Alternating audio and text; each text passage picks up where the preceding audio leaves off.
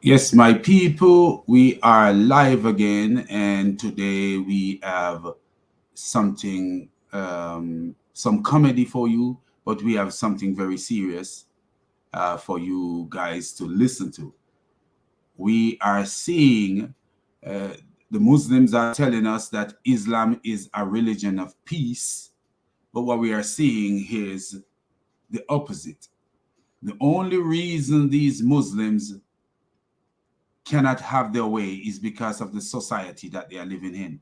People like Uthman Fibin Farouk, people like Ali Dawa, people like Muhammad Ijab, people like Kenny Bomber. The reason they can't do the things that they want to do is because of the society that they live in. Can you imagine? You have a white man in America convert, or as the idiots say, revert, which no one can revert to Islam because Muhammad was a two-mouthed donkey. We see where Muhammad says children were born Muslim and their mother and the father make them other than Muslim. But when a child died, and Aisha said to Muhammad, this child is a bird among the birds of paradise because he had committed no sin or reached the age where he could commit any sin. Muhammad said to Aisha, per adventure, it may not be so. Because when God created he created those who are fit for hell while they were yet in their father's loins. So we see that Islam is just a stupid um, cult of confusion. But they will go around and the preacher say Islam is the religion of peace, and trying to lie to the masses, saying Islam is the religion of peace. But what we want to show today, the first thing we're going to show is a video of a Muslim admitting that he would kill David Wood. So we just want to show this because everybody should share this video, whatever way they can share this video. Everybody should share this video of this Muslim admitting that he would kill David Wood if the atmosphere was right. So the only reason, and this is a white man from America, a white man just like David Wood, is admitting that he would kill David Wood. American, just like David Wood, is admitting that it would be his pleasure to kill David Wood. But the only reason he's not killing David Wood is because of the American law. What does Islam do to your mind? Turn you into a murderer. Islam turn you into a murderer. We see, I show you where Umar and Abu Bakr and Muhammad saw a boy, a regular boy. Believe this boy have some supernatural power. And they started following the boy, trailing the boy. Muhammad even go to the boy's home and was hiding behind trees and creeping up on the boy because they believed the boy was the Dajjal. Shalom, my brother. So they believed this boy was the Dajjal. And the first thing come to Abu Bakr head, because he and Muhammad met the boy at one point. And the first thing came to Abu Bakr head is to kill the boy. Abu Bakr wanted to kill the boy because Muhammad, they suspect this boy is the Dajjal. And this is how we know that Islam is a stupid religion. Because according to Muhammad, the Dajjal is supposed to come just before Isa, the so-called Messiah, return. But here is this boy in the time of Muhammad that Muhammad companion Abu Bakr wanted to kill the boy. And Muhammad says, if he is the one that you thought he is, the Dajjal, you will not be able to kill him. And that was the only reason that boy's life was spared on that day. Another occasion, Umar, Abu Bakr, and Muhammad approached the boy again. And the first thing came to Umar, another of Muhammad's companion. The first thing came to that man's head to kill the boy. So Abu Bakr wanted to kill the boy at first. Then Umar came later, wanted to kill the boy. What is that telling you? That Muhammad was surrounded by a group of murderers. Where have you seen any one of Jesus' disciples wanted to kill anyone for anything that as simple as that? Peter cut off a man's hair, and Jesus took the hair and put the hair back on and told Peter to put away his sword, because you live by the sword, you die by the sword. So do you see? Give link. This clown called Elias All talking about give link. You're a donkey, boy. This is a show, not set. Anytime you want to discuss something, stupid donkey, you could come and discuss it. But we are not going to be into your stupidity today. You're a headless donkey like your prophet. So what we see here is Umar and Abu Bakr wanted to kill the boy.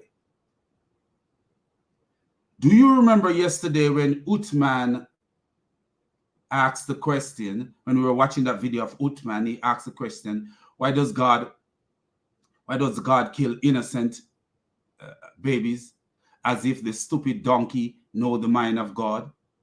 Which and you see the stupid idiot called Elias asking the same thing too. He says, then look what he said, you are a white man's slave. The stupid idiot, let me show you what this idiot says. He said, you are a white man's slave. And guess what? Muhammad was enslaving black. Muhammad actually buy an Arab slave using 2 black slaves to pay for it. Do you see that this dude is a dumb donkey, this Elias All? And you know these are Americans. This dumb donkey called Elias All, let me put him on the spotlight since the clown want to be on the spotlight. Okay, see this dumb donkey, racist dumb donkey called Elias All, talking about white man, slave, and all that stuff. I don't have a problem, a white problem. I don't have a color problem. From my country, there is a guy called Muta Baruka. He's a poet. He said, I don't have a color problem. I don't have a color problem. He said, I see everything in black. And it's not racist when he say that. He said, when he see a white man, he see the white man as a black man because we are equal. That's what he means. So you have a racist problem, so you decide to come here with your racist rant about you are a white man slave. Did you know, idiot? Did you know that Muhammad have black slave? Did you know that, you stupid nincompoop? Did you know that Muhammad has black slave and Muhammad bought 1 Arab slave using 2 black slaves to pay for him? You stupid idiot. Did you know that Muhammad said that black people are created for hell? You stupid dumb donkey. Did you know that? You headless nincompoop. Did you know that? Look at this dumb donkey. Nothing wrong with Islamic slavery. Do you see this stupid headless jackass where Ali was beating a slave because he wanted the slave to talk about Aisha's infidelity? You stupid headless goat. You come to the wrong place, you stupid donkey. When you see black people puffing up their chest, this is a black guy. We know that. Black and stupid, living in America in the 21st century, but he's so black and stupid. There is no reason for you to be stupid in the 21st century, you stupid idiot. Have you ever heard of the transatlantic slave trade and the sub-Saharan slave trade, you stupid goat? Have you ever heard of it? You spamming stupid goat. Hey, and look what this idiot. Let's use him as a clown for a minute. He said he is not to be avenged, for the slave is money. And it's what Exodus 21. And did you know that your stupid prophet took the Torah from the Jews and he put it on a cushion and he talked to the Torah and said, I believe in you and the one who revealed you? Did you know that, you stupid headless goat? No, we're going to take you off the spotlight because you're looking for attention. You're like a street girl looking for attention. Calm down, friend. You're like a street girl looking for attention. So let's take you off the spotlight. You're you're a slave.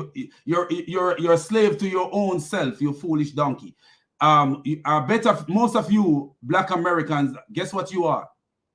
Guess what you are? Most of you who become Muslim, you are jailhouse Muslims. Just telling you the fact. Most of you are jailhouse Muslims. So you weren't free when you accept this stupidity. You weren't free when you accept this stupidity. I can bet you are one of those jailhouse Muslims. Anyway, let's continue. So we're going to show a video here where this man admit that he will kill his fellow American because of the stupidity called Islam. So listen to this video right here. Bro, you come to the wrong place, man. I don't play with people here, bro.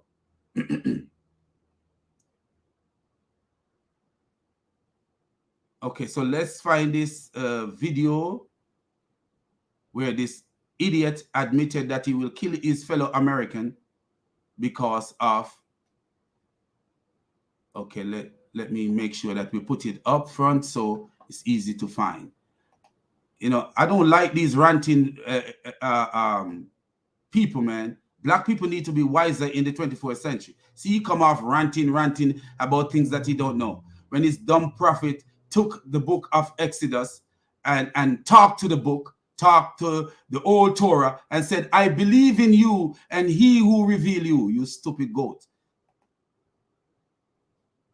So here we go. I'm in America. So the question that was asked to me was, well, would you kill David Wood? I'm like, he said, I'm in America. Here? No, I have no reason to. He said he like here. So the American law is what's stopping him from killing David Wood. I have no reason to kill him. Kill David Wood here. I mean, I'm under a different set of laws. I'm under so the American law is stopping this donkey from killing his Caucasian brother. An Arab, a 7th century semen covered, because Muhammad used to walk around with semen on his clothes and all that stuff. A 7th century semen covered superstitious rapist is into the head of this stupid donkey. A different law of the land, but in an Islamic state, what's stopping me legally from going and killing someone that's blaspheming against the prophet or God himself? If you go do anything to him somewhere where you're going to be able to go to jail, then that's fine.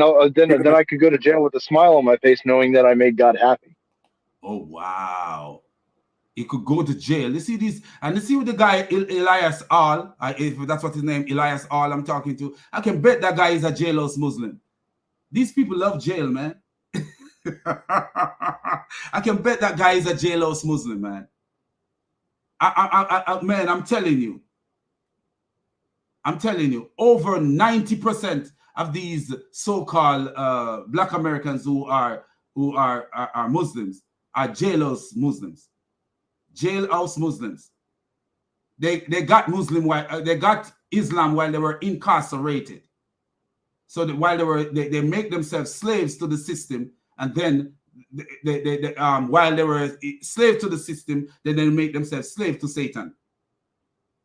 You see this idiot saying he would kill his fellow American for no reason at all, because the man is revealing that Muhammad is an idiot. The man is revealing that Muhammad was an idiot who terrorizes people.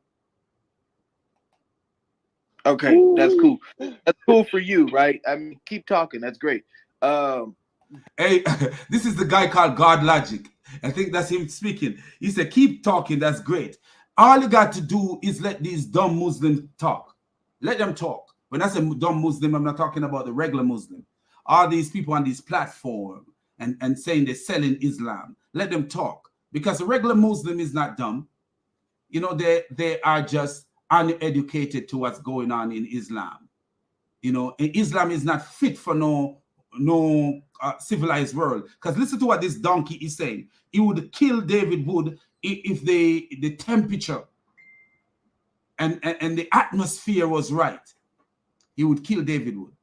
Do you see this kind of illiteracy and dumbness that Islam promote?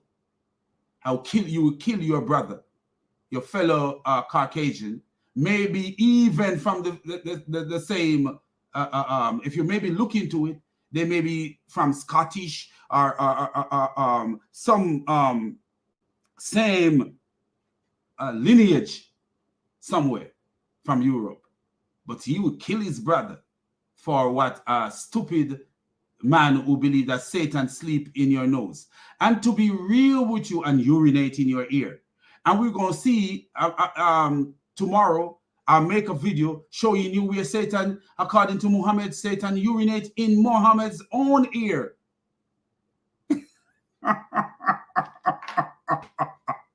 Muhammad was a clown for Satan, man. A stupid, dumb donkey.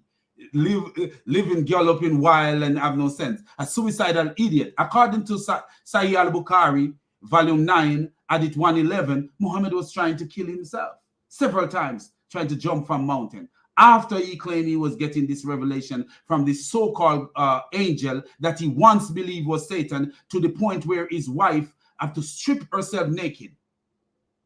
Strip herself naked to calm his mind and tell him, do you see the angel while she was naked? And he said, no. He said, she said, this is a good angel. If it was Satan, he would have stayed. What is that? What kind of science is that? But you're not doing anything good for the religion of peace by saying stuff like that. But Right. at the end of the day, Look at this idiot. Khalil Allah, was it? Whatever. He said the religion of peace. These idiots really believe that Islam is a religion of peace.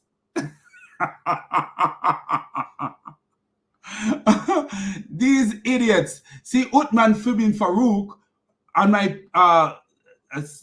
like 2 videos ago, I show where Uthman Fibin Farouk believe that it is okay to do offensive jihad where you enter somebody's country and take over their country, just like Vladimir Putin. But this idiot is calling Islam the religion of peace. Where is Islam in the religion of peace? Tell me now where Islam is the religion of peace. We look at the history, we see Muhammad walking around with bandits and around him that would kill you at a dime. Let me read a story for you. Let me read a story for you and see how Muhammad bandits would kill you at a dime.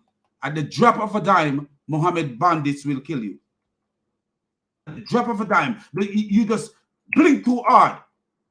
Muhammad was a mobster. Listen to this. The apostle said, kill any Jew that fall into your power. Whereupon Muhaysha leapt upon Ibn Sunayna, a Jewish merchant, with whom they had social and business relationship, and kill him. Muhaysha was not a Muslim at the time, though he was the elder brother. So Muhaysha was the elder brother of Muhaysha. When Muhaysha killed the Jew, Muhaysha began to beat him, saying, you enemy of God, did you kill him when much of the fat on your belly comes from his wealth? Muhaysha answered, at the one who ordered me to kill him ordered me to kill you, I would have cut off your head. So here is a man willing to cut off his own brother's head for Muhammad. Where have you heard these things? Italian mob and the Russian mob.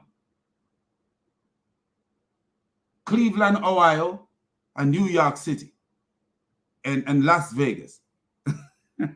Back in the old days. That's where you hear these things. So you see this dumb clown come here, talking all kind of nonsense, when Muhammad used to sell, buy and sell slave. What an idiot, man. What a stupid donkey. What a goat. What a goat, man. Come here talking about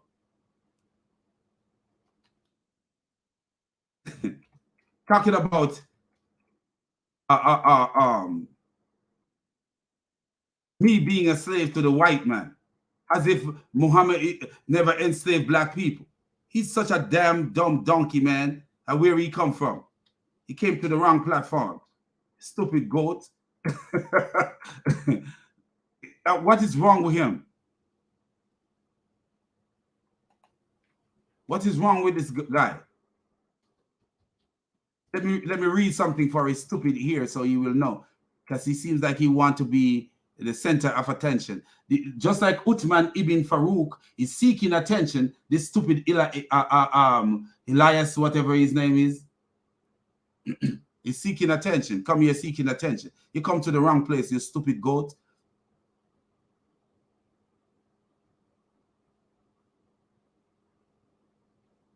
Listen to this. Let me read something for this dumb donkey so that this dumb donkey will see something. Because this dumb donkey, I'm telling you, all they do, they gallop around and they don't know. But about slavery, and then this idiot gonna say slave was different, whatever, and the Islamic slave was different. He was a stupid donkey. He don't know nothing about Islamic slavery, but he claimed Islamic slavery was different. You lying goat. Islamic slavery was different. There was a time when Aisha was suspected of cheating on Muhammad or something like that, and Ali grabbed onto Aisha's slave and started beating the slave violently. According to the hadith, it said violently, and Muhammad stood there and watched Aisha's slave being beaten because they want the slave to talk. What Aisha did. And this idiot is telling me that they were treated different. Treated different in what way? You stupid goat. Muhammad even say, if a master kill a slave, you stupid goat, I'm gonna show you something because you're in it. Let me show you what Muhammad said. If a master kill a slave, the master is not supposed to be killed. Let me show you, you headless goat. We're going to teach you a lesson today because it seems like you don't know nothing. You don't know nothing. You're just an American eating hamburger and cheese and don't know that the internet is here for you to use. This is the time when we need to educate ourselves as black men. But you coming here running off your mouth. You're just use the internet for stupidity. You don't use the internet to educate yourself. You're an American. You don't know nothing about Islam, and you don't study. You know, you don't study nothing.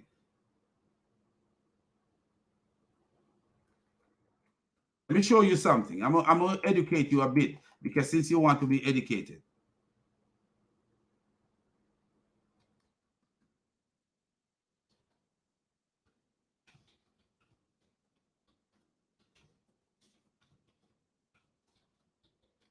I'm not saying that Americans don't, not all Americans, but I'm talking about these black guys. A lot of these black guys who become Muslim, they don't know nothing about Islam.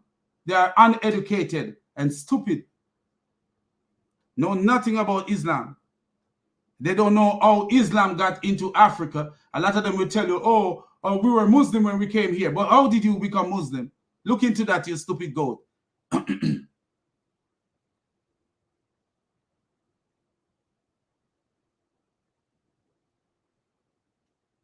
Let me show you this, what Muhammad says.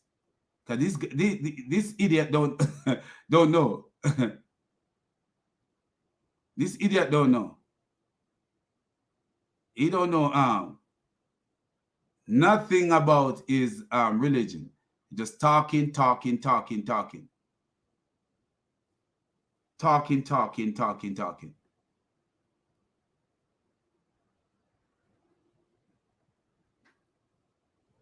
Here is Ibn Kitir speaking. Let me show you what Ibn Kitir says. I'm gonna read it for you, you illiterate goat. And you can look it up yourself. Here is what Ibn Kitir says. The Muslim is not to be killed for the disbeliever. So a Muslim should not be killed for the disbeliever. This is what he says. Let's continue. okay, you will see that you are. He put up where it says slave and master stuff from the Bible, but we show you. He said a Muslim is not to be killed for the disbeliever. So if your slave is a disbeliever, guess what? You're not supposed to be killed. A Muslim, if the Muslim killed the slave who is a disbeliever, then the Muslim is not supposed to be killed.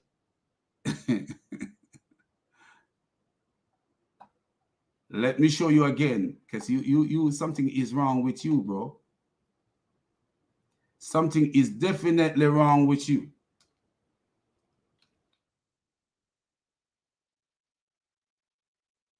And let me see, let me show you, because you are headless.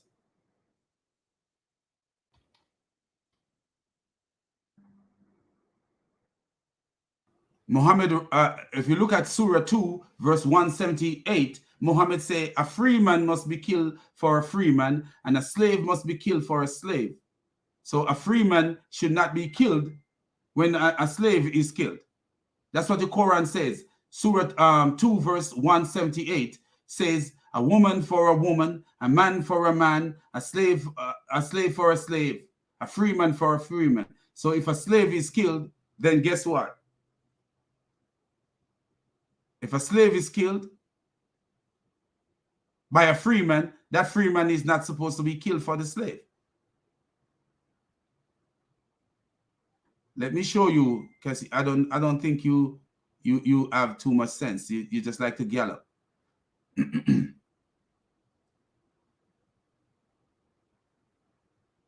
So a Muslim is not to be killed for a disbeliever. And let's find it so that this idiot could see.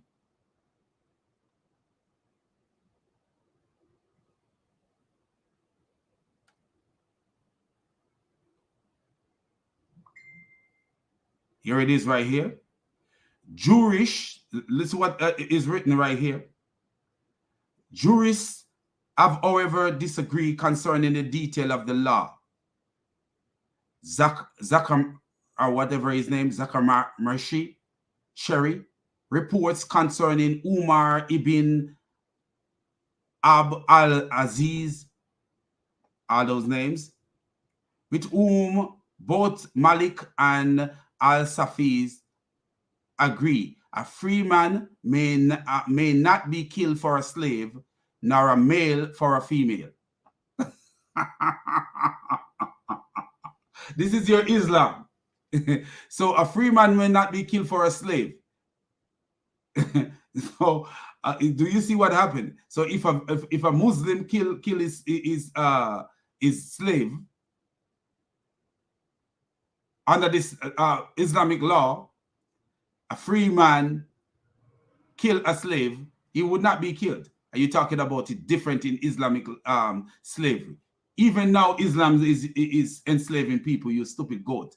There is a lot of Kenyan who are going to Saudi Arabia. Look it up, you goat, and you will see, and to work. And then the Saudi Arabian are treating them like slave, actually calling them Abdul, and treating them like slave over there. Black Kenyan. Look it up. You're sitting here with your big head talking nonsense. You're a goat, man. A straight up goat. So anyway, let's get back to what we were talking about, because this guy actually put me on edge. I hate when I see black people acting stupid. I do.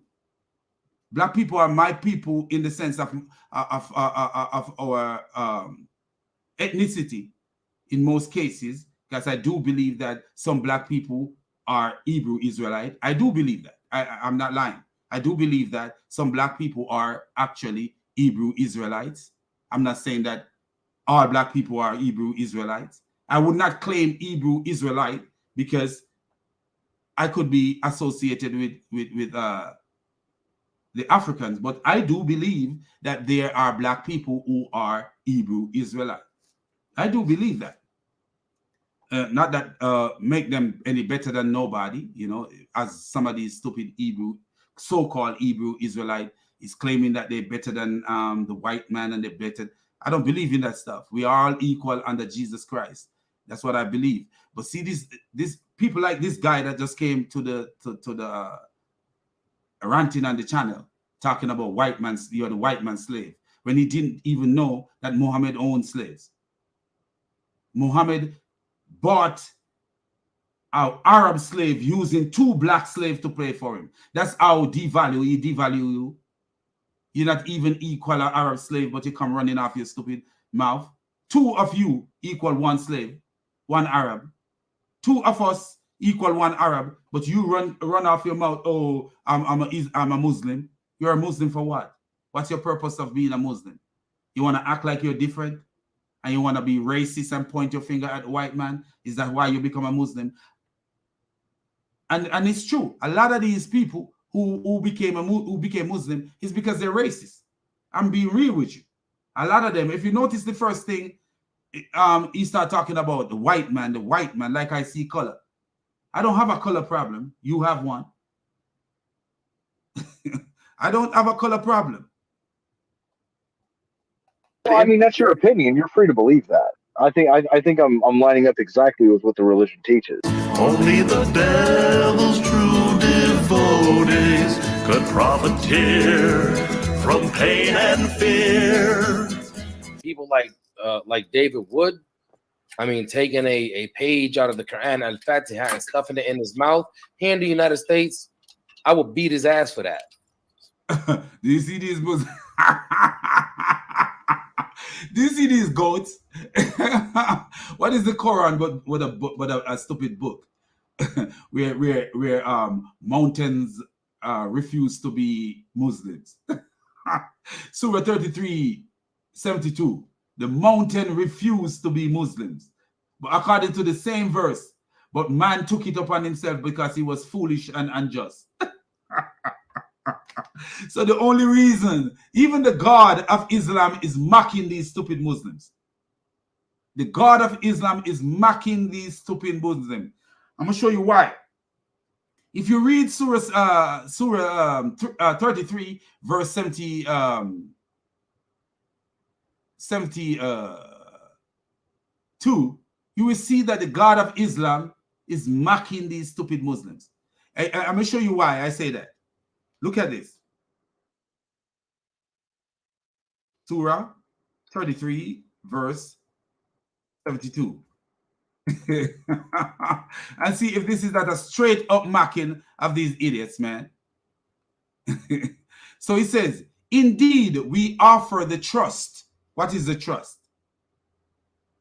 What is the trust? So this is Sai International, and he says this, the trust. But if you look at other translation, he says religious obligation. So they offer the trust of the earth and the sky and like how in the Bible God told Adam and Eve to have dominion over the earth. So they offer dominion over the earth and religious and all the obligations to the heaven and the earth and the mountain, and they declined to bear it and fear it.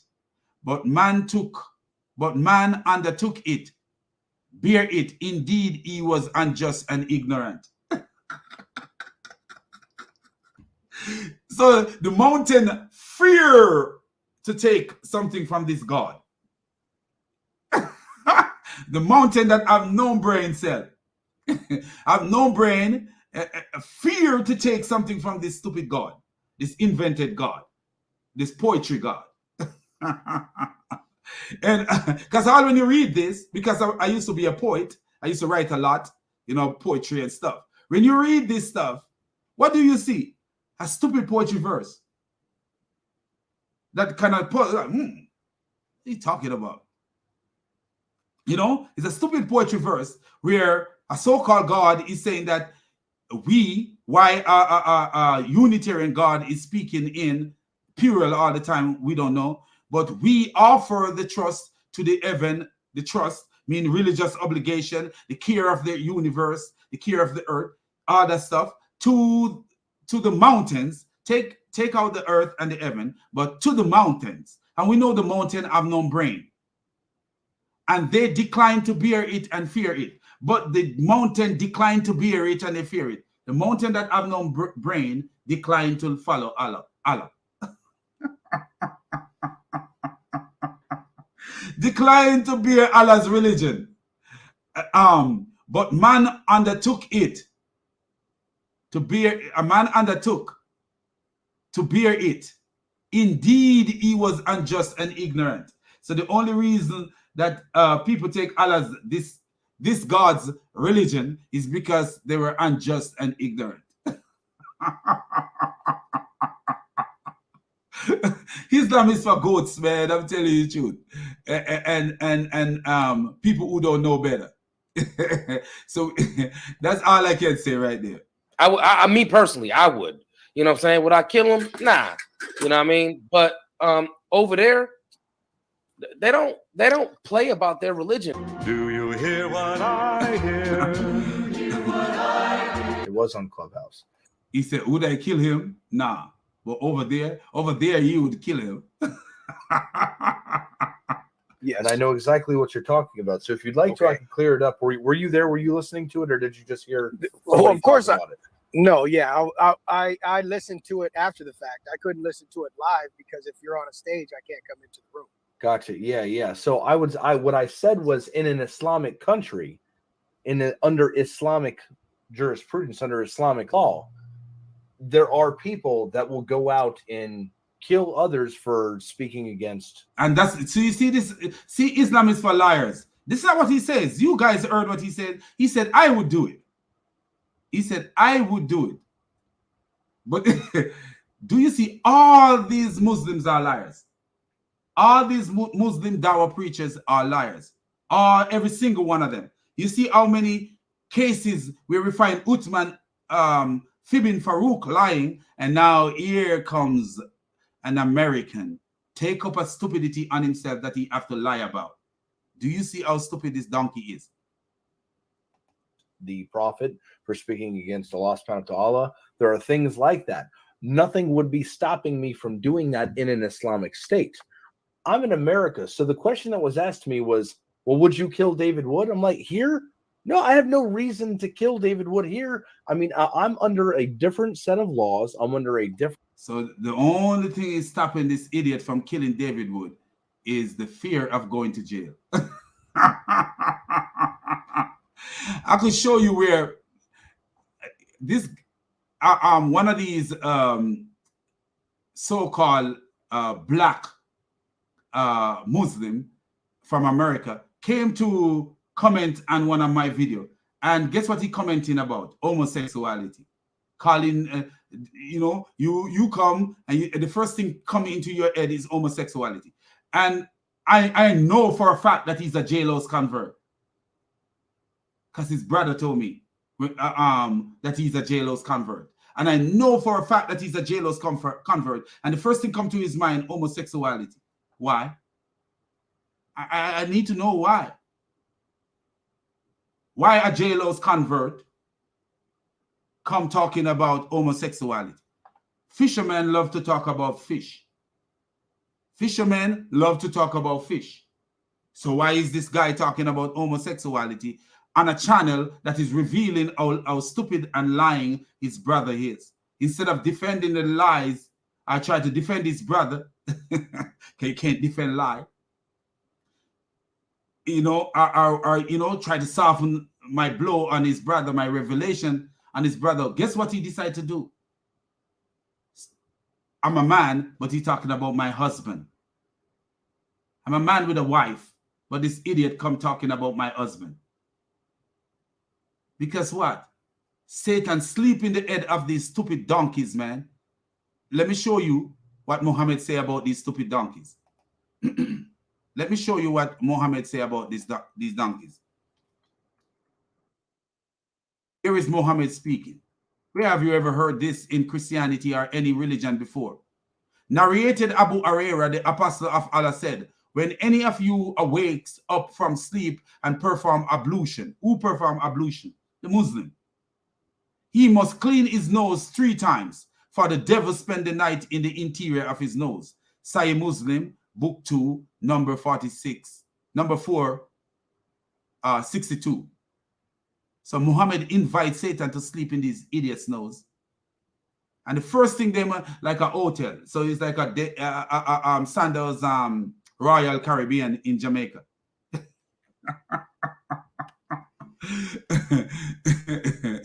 Come to Jamaica and you feel all right. They will say, come to my nose and you feel all right. As I invite Satan to sleep in their nose and command them to clean Satan's room.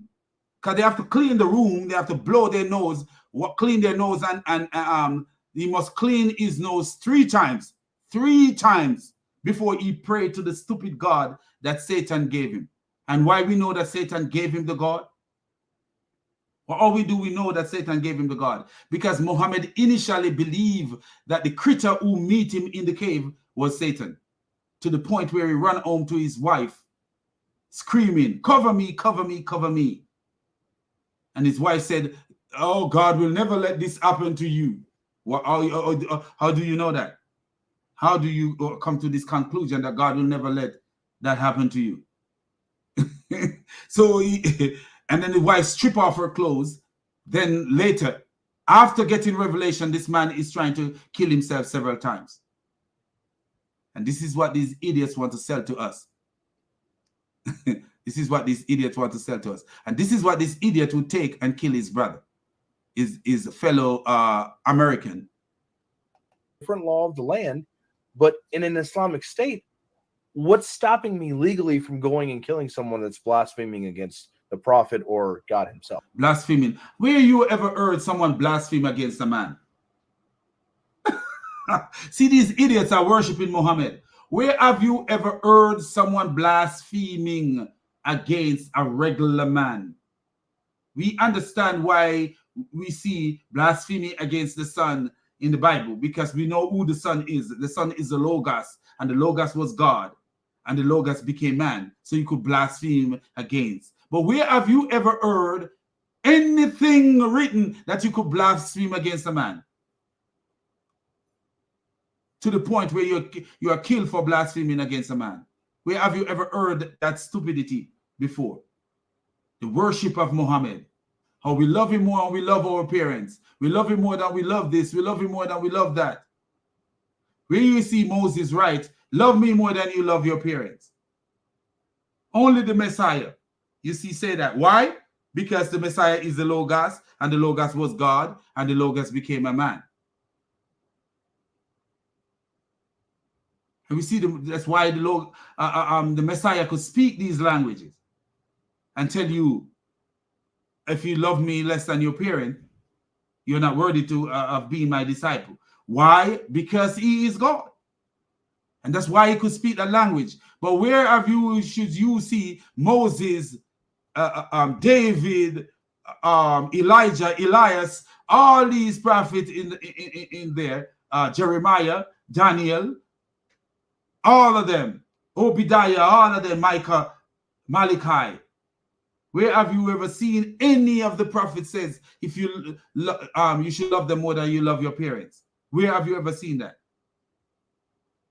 Never seen that. But you have this stupid semen-covered bandit from the 7th century telling people that they should have it in people to love him more than they love their parents. I'm going to show you something. Since this idiot, Elias All or whatever his name is, run off his stupid mouth. There was a man who have a slave girl who gave him children, and he was a blind man. Can you imagine that? He's a blind man, have a slave girl who gave him children. And according to him, the slave girl was talking about Muhammad in negative way about Muhammad. But why wouldn't you talk about Muhammad in negative way, according to the Hadith? If Muhammad was walking around with semen on his clothes, even Aisha was talking about Muhammad in negative ways. Because Aisha says, it seems like your Lord hastened to fulfill your desire. Why? Because Muhammad was making up things that fit his desire. More women for him. Every time something happened to him, there was boom, a revelation came. He used his God to exploit the people, exploit women, take away his adopted son's wife, all these things. Every time he wants something, his God was like, boom. He's a pocket God. Like, hey, I got inside my pocket, I got my wallet with my social security number and my driver's license. And when the cops stop me, here's my driver's license, here's my insurance card. So Allah was like a wallet that Muhammad used whenever he need to get something. You need to get more women. Here is my wallet. Let me buy another one. Allah gave me another one. This is the stupidity of Islam, man. Now, you may think that that's icky. You want answers? I think I'm entitled. You want answers? I want the truth. You can't handle the truth. Well, I can find that out. That's not hard to do. Yeah, that's not the point. What do you gain out of that? Yeah. But if you go do anything to him somewhere where you're gonna be able to go to jail, then that's fine. Then I could go to jail with a smile on my face, knowing that I made God happy. Do you see this dumb donkey? So killing his fellow American because of a 7th century caravan robber would make God happy. What God is this idiot talking about, man? Would make God happy to kill his brother for a 7th century caravan robber. What is wrong with the mentality and the morality of these idiots? What is wrong with the mentality and the morality of this idiot? This is a guy, man, living in the 21st century, and he's saying that killing his brother would make his God happy. Jesus says, let the wheat and the tear grow together until the day of our harvest. So let all the people, whoever, the seed is planted, and the tears grow up among the seed. But let the wheat and the tear grow together until the day of harvest. Because on the day of harvest, that's when men will prove, men who doesn't have any respect for God, will prove that they need to respect God. Not you taking up a vigilante upon you, being a vigilante and be like, oh, it will make God happy. It will make God happy. These Muslims love jailhouse. That's where they get Islam. A lot of them get Islam, and that's where, and that's why they love that place. If you send me to Jamaica, and that's where I get the best thing in my life, I'm gonna always go to Jamaica. The best thing in their life is the stupidity of Islam that they get from the jailhouse. See, you know, I could show you this guy. The first thing he came in, his first comment was something about homosexuality. Your husband. I'm a man, and he talking about me having a husband.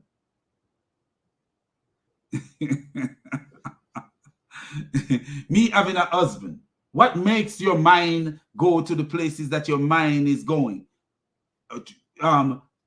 With homosexuality. What make your mind look at a man and think about homosexuality?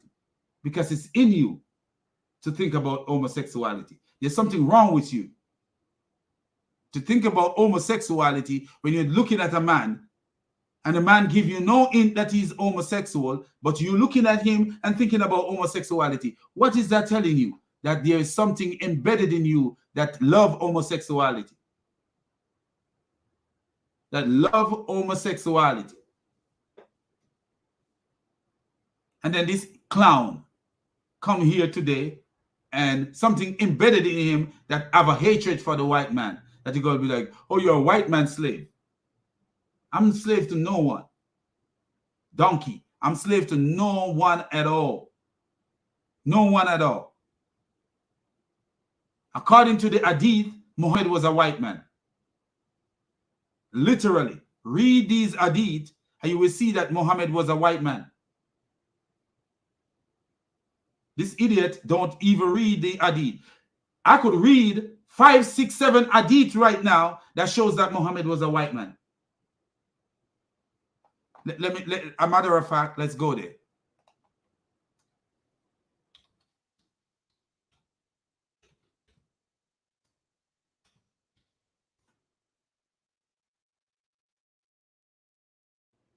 There is a theory that Muhammad was implanted. That Muhammad was an implant, a European.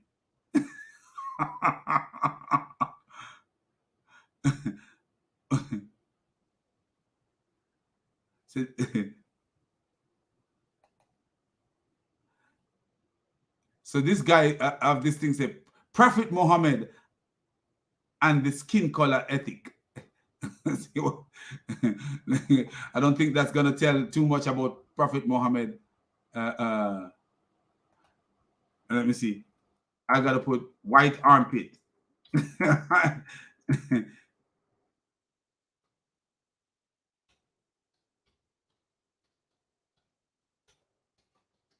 Muhammad was a white man. I don't have a color problem. I don't have a color problem. I don't, when I see white folks, I don't see an enemy. I don't see an enemy. I see people trying to survive in the same America that I live in. That's what I see. You know, there's racist black people and there's racist white people. The wheat and the tear grow together till the day of harvest. That's how I see it. There is good black people and there is good white folks. That's how I look at it. I don't know how this dumb donkey come here and look at it, galloping like an ass.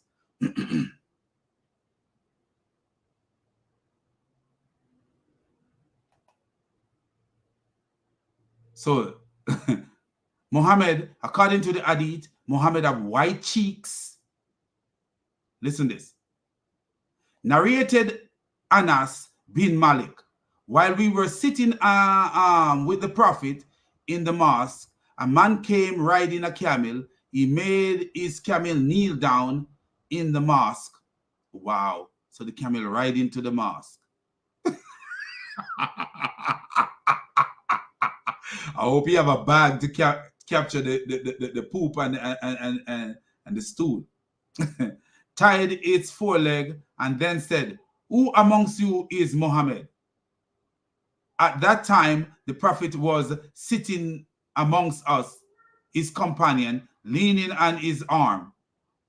We replied, the white man reclining on his arm.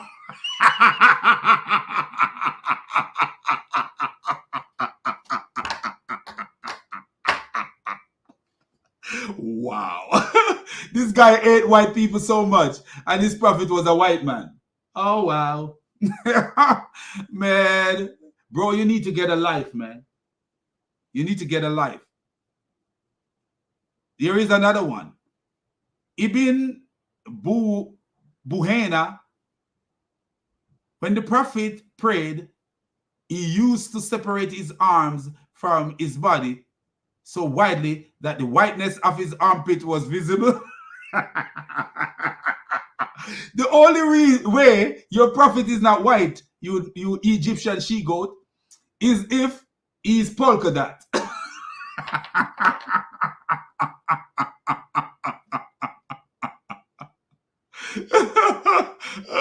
Here is another one, you stupid goat. The messenger of Allah used to say the salam to his right so that the whiteness of his cheek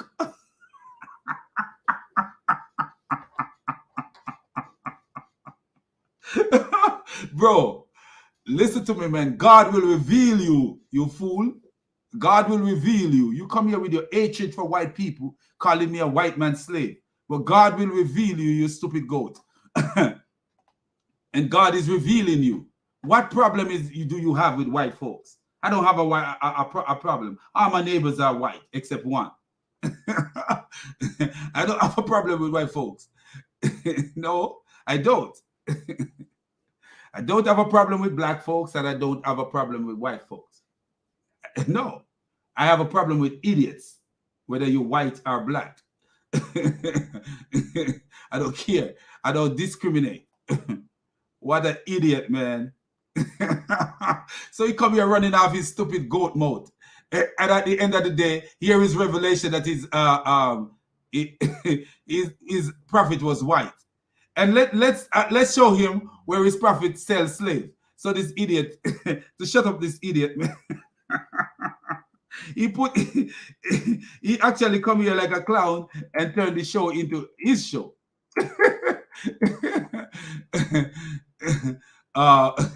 Let's show you.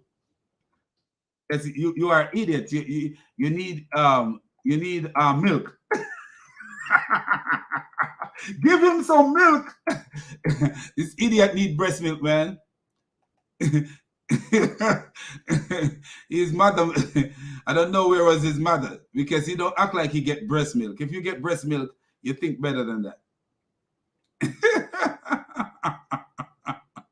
You gonna come in here talking all this nonsense. How you gonna come in here talking all this nonsense, friend? Something is wrong with you, man. Don't let your heart be troubled, man. Don't do that kind of stuff. Don't come to your fellow black man like that. Don't approach him like an idiot, calling him no white man slave. What make you different from me? Because you choose Islam and I choose Christianity. My religion said to me, do unto others as you like them to do unto you. But look what your religion is creating right here, idiot. Look what your religion is creating. Your religion is creating division where a white man wants to kill another white man for a white man. Because you believe Muhammad was not white. Well, according to his companion, he was white.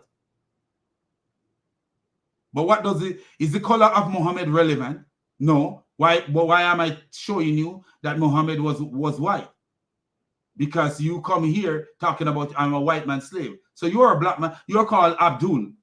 That's what you're called. You're Abdul of your God. And Muhammad invented a God and give to you and turn you into a slave. So stop talking nonsense. Do you see how small-minded these guys are, man? Their mind is so small that they come and they believe that everybody is the same. Everybody is not the same. You can't approach everybody the same way.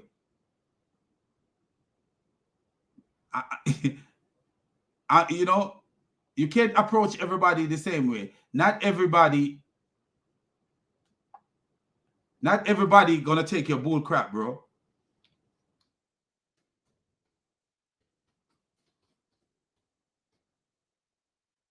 Let me show you something. Something is wrong with you. Something is totally wrong with you. You come here with this white man thing. Bro, I don't have a color problem. I love white people. I actually got white people in my family. I love them. I don't have a problem with people and their color, man. Don't come here with that bull crap, bro. Narrated Abu Barda. Allah Messenger, may peace be Allah Messenger, peace be upon him, said, Allah created Adam and he had to create him, and he struck his right shoulder, and there emitted from it white offspring as if they were white ants. He struck his left shoulder, and there emit from it black offspring as if they were charcoal. He then said to those who have been emitted from the right shoulder, meaning the white folks, for paradise, and I do not mind. Then he said to those who were emitted from the left shoulder, they are for hell, and I do not mind. Al-Tirmidhi added, number 38. Do you see that, you goat? Talking nonsense. Muhammad even says Satan looked like a black man. Muhammad says Satan looked like a black man. And you idiots from the Nation of Islam are saying white folks is the devil. Okay, let's get back to what we are here for. And let that Egyptian she-goat roam the streets. Okay, that's cool. That's cool for you, right? I mean, keep talking. There's an idea, or not an idea. This is what we believe in Islam, right? And I'll just give you an example. So in the Quran, the word sword is not mentioned not a single time. I will pay I'm you to aware of find. that. Okay, No, good, I'm aware good. of that. No, well, this is for the And what does how relevant is that the word sword is not mentioned a single time? But guess what? Cut off people head is mentioned. Cut off people head is mentioned. So what you use to cut off their head? A knife? Okay, let's get to Uthman ibn Farouk. But so we are going to show you something that is brewing right now. And this makes a lot of sense. To reveal more that Uthman ibn Farouk is a liar, I will show you a part of David Wood's video. And to be real with you, I actually give the video clipping to a police officer, you know, a good friend of mine. You know, he's actually Jamaican parentage, came here when he was 9 years old. You know, so he's been in the United States. He's actually like 51 years old now. So he's been in the United States for 40 odd years. And he's been a police for a lot of years. So I gave the video to him to look at after seeing David Wood analysis of the video. I gave it to him to look at. He haven't returned back to me yet, but I know that when he returned to me, we will see exactly, because I see what David would point out is so truthful. So we're gonna get into this video of Uthman, because that was supposed to be what we were talking about until this goat came on the channel, you know, with his stupid comment about white people. I hate racists.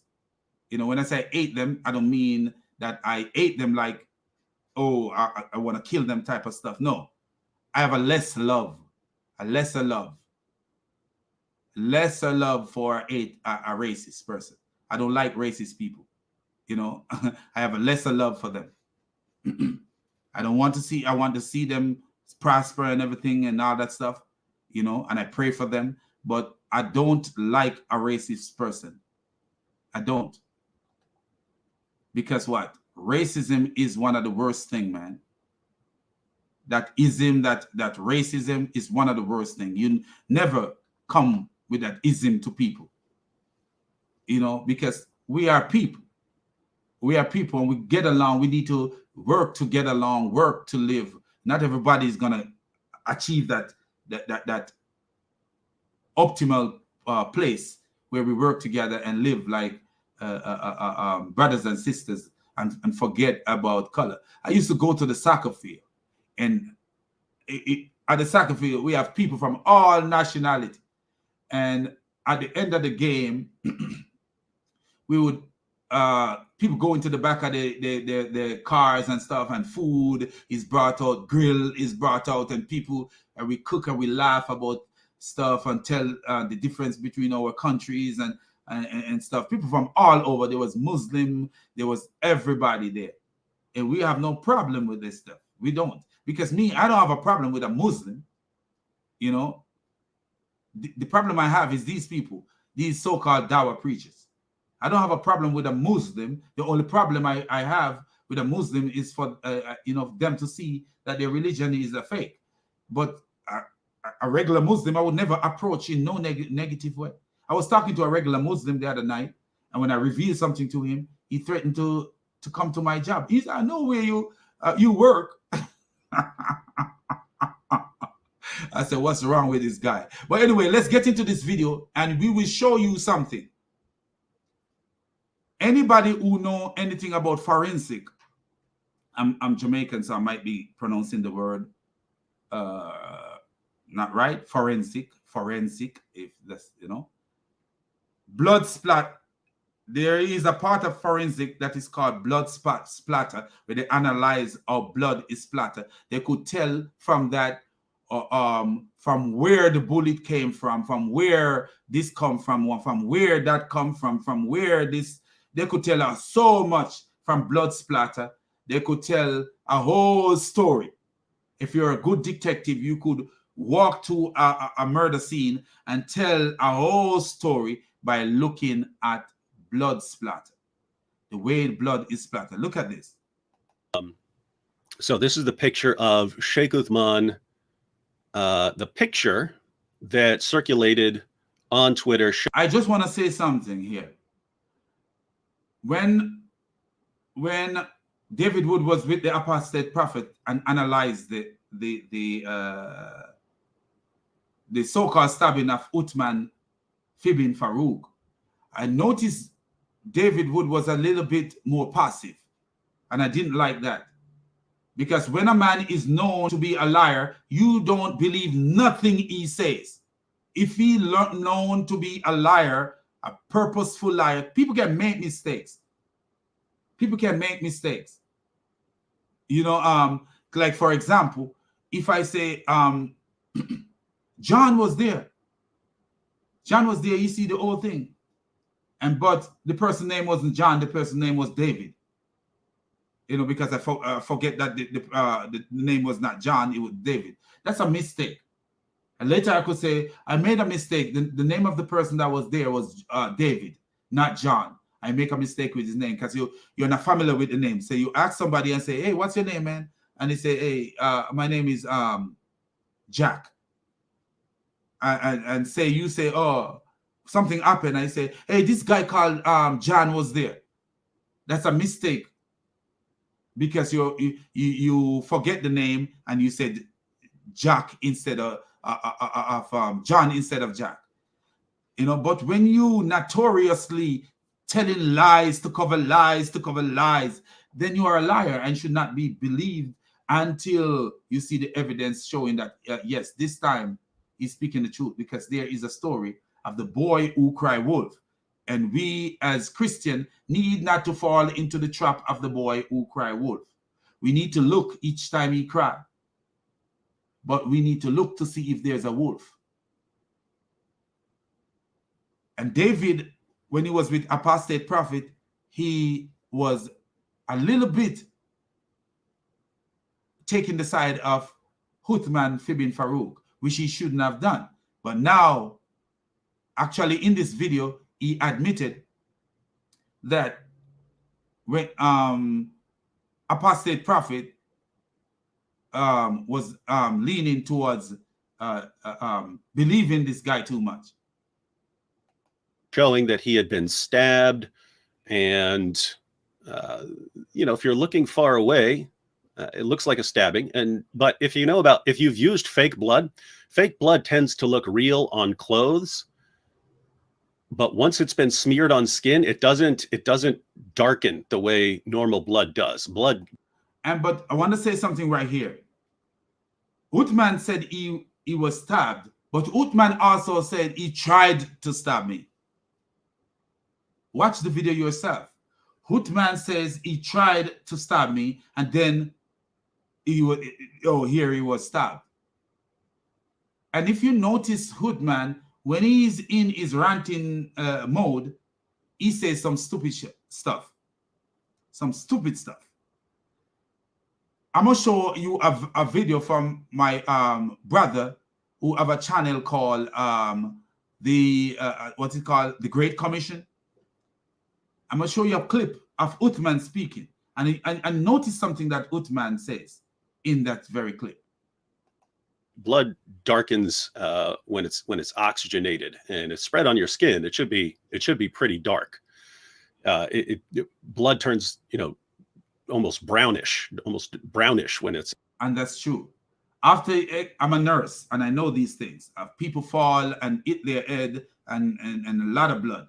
I've seen a lot of blood in my days. After the blood is exposed to oxygen, the color of the blood changes.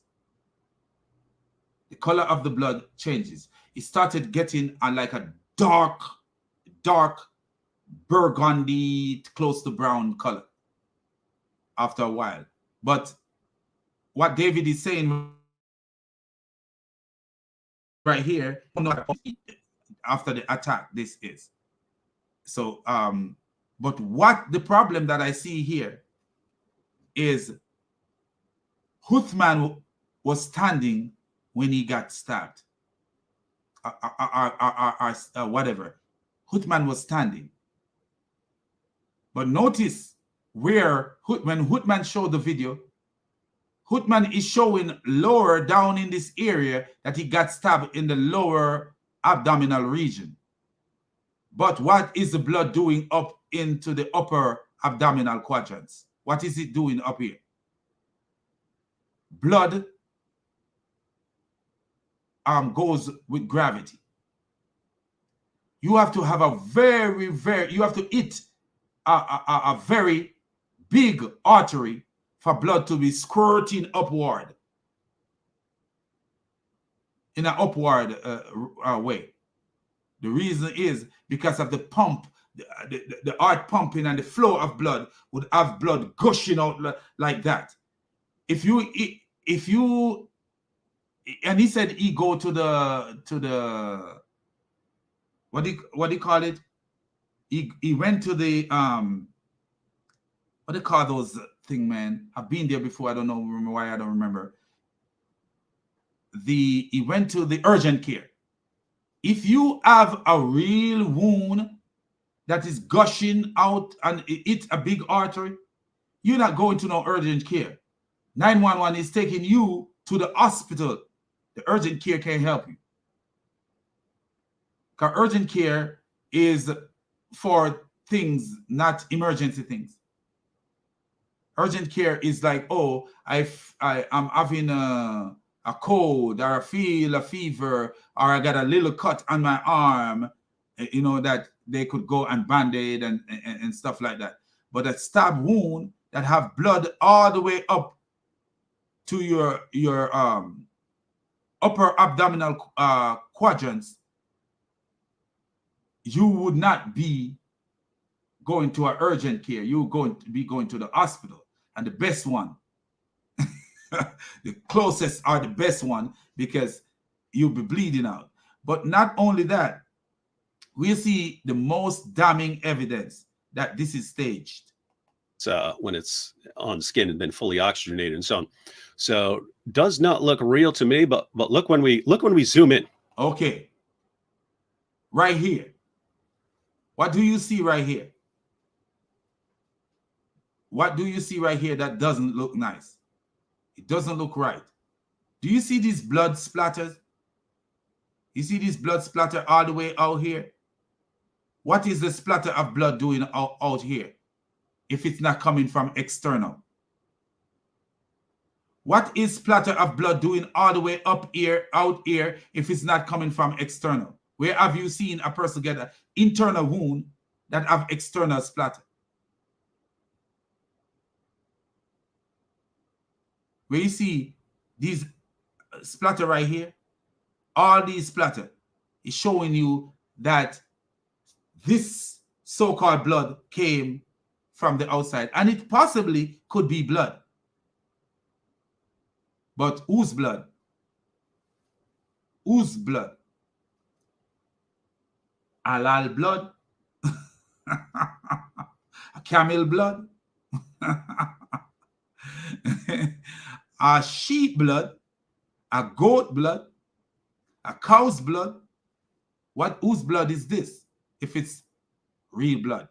Not only that, let's play the clip from my brother, the Great Commission. You will see something that Uthman says. Let's show you what Uthman says.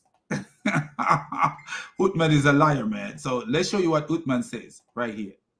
And then we're going to compare something. So where we find it,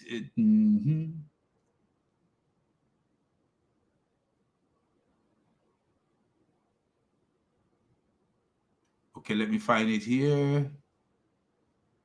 I think this is the one. Yep. Okay, so we are going to share this video here. And let's see.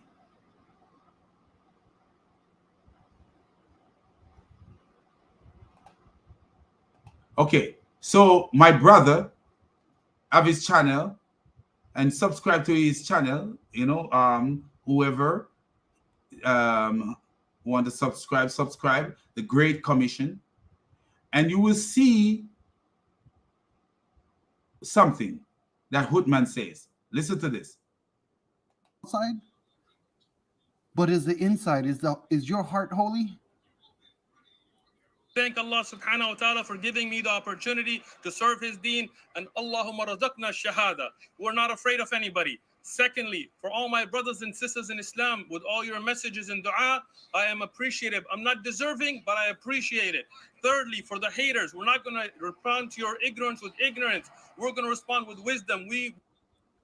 We are going to respond with wisdom. That statement is what triggered me to make this video, because he speaks about wisdom here. They're going to respond with wisdom. I asked this guy, who I've made 2 videos on already, and you can view those to get a background. This would be his 3rd video. But what is wisdom to you? To respond in a way that leads to violence? To fight? Or to de-escalate situations? Because what we see from you is not wisdom. So he said he's going to respond with wisdom. He would respond to the people who are making videos about this incident with so-called wisdom. But how did he respond to the guy? By jumping out of his car and by parking close to a guy that was, according to him, was tailing him and following him. But not only that, that we should see, this guy claimed that he's responding with wisdom, but is this guy really responding with wisdom? As the video go along, you hear him say something and you will know that this guy is nothing but a liar. Wisdom does not lead to fighting, does not lead to violence, does not lead to someone to get attacked by a knife. Wisdom is pure. It calms people. It leads to understanding. And we don't see that from you. So what wisdom are you speaking of? want good for you. We want you to accept Islam, the oneness of Allah, Tawheed, and the way of the Prophet. You want good for you. We want you to accept Islam. How is Islam good for anybody? Do you see the dude that accept Islam want to kill his fellow American for speaking against Islam? He said when they asked him about killing the man and go to jail, he says he will go to jail feeling satisfied that he pleased Allah. What is that? How is that good for you? These guys are backward, man. These guys are bad. I want good for you. I want good for you. We see where Uthman is have a death wish, where he actually was walking up on a guy with something in his hand, claiming that the guy have a knife, and he was walking up on the guy, and then he actually said, "What?" People ask me why I was walking upon him, but what could the worst that could come out of it? We would die, and I would be a martyr. And according to Islam, if you are a martyr, you get 72 wars.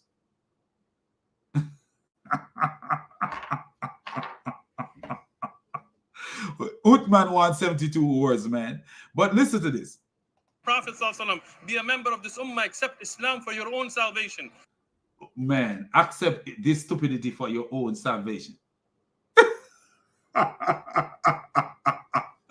Dude, the people of in this thing have death wish. Americans are taking these things upon themselves. The next thing you know, they're talking about killing fellow Americans. Then they started having the mind to kill fellow Americans. Do I have the mind to kill anyone? No. Why? Why would I want to kill anyone? My Messiah told me. He says, hey, love your enemies and pray for those who persecute you. That's the solution, man. All these wars and all these stuff, man. It ain't taking none of us nowhere. All we do, we kill and we kill. You see, look at Putin. Just bombing and killing and bombing and killing. And at the end of the day, what is he happening in his own country? It's affecting his own people. War doesn't help nobody and killing doesn't help nobody. It does not help anyone at all. It doesn't. This is not in this era. This era is a different era. This era is a different era. It's not, and that's why, for me, Christianity is superior to Islam, because Islam could never, never rule America. Never. Not with the guns that these people have out here. You come talking about you kill somebody in an Islamic state. If an Islamic state happened to be in America, it would be a bloodbath. Because then Americans ain't gonna bow for your stupid crap. Americans ain't gonna bow to your stupid crap. Talking about killing people for talking out against Islam. You crazy? But listen to something that he's gonna say. Accept Islam for your own salvation. Salvation only comes through Jesus Messiah. Only through him does one get to the Father. Now you're telling everyone that it's Islam that leads people to salvation? Wrong. But if you think that this type of aggression is going to stop us, you don't know who you're dealing with. I'm standing here, same person, same thing. All that boasting and this clouting. And according to him, he got cut in the belly. He got cut in the belly. And he got cut in the belly, he could have died. But you think this is going to stop us? I'm standing here, and he boasting and his stuff. You know, he couldn't even protect himself from getting cut. He ran out to a man and he claimed he get cut. But he boasting. I'm standing here. All this is clout. All this is just a show. I'm standing here and hitting his chest like he's King Kong. You're a human being. Muhammad was boasting. I'm standing here and I'm killing these people and I'm doing this. Then he eat goat meat from a Jewish woman, and the woman let him suffer for 4 to 5 years before he died. And he died like a dog. He died actually just like the Quran said he would die if he was a false prophet. When he was dying, he said he feel like my aorta is being cut. It's being severed from the food I eat at K-Bar. And according to the Quran, if he invented anything against us, we will cut his life vein. So he died just like a false prophet. You know, but all this boasting and this puffing up. Oh, I'm King Kong. Oh, I'm the big gorilla in the camp. We don't know who we're dealing with. I think we know by your actions. I think we know who we are dealing with. Someone who gets triggered. Yes. And ends up with violence. True. Someone who gets out of the car. True. And says, you think I'm scared of you? Yes. Is that wisdom? You got out of the car in America, man. Let me tell you, this ain't the place to be jumping out of your car telling nobody that you're scared of. You know what I saw the other day? A road rage. This big, muscular, tall, white guy. You know, they have a road rage. He stopped his car.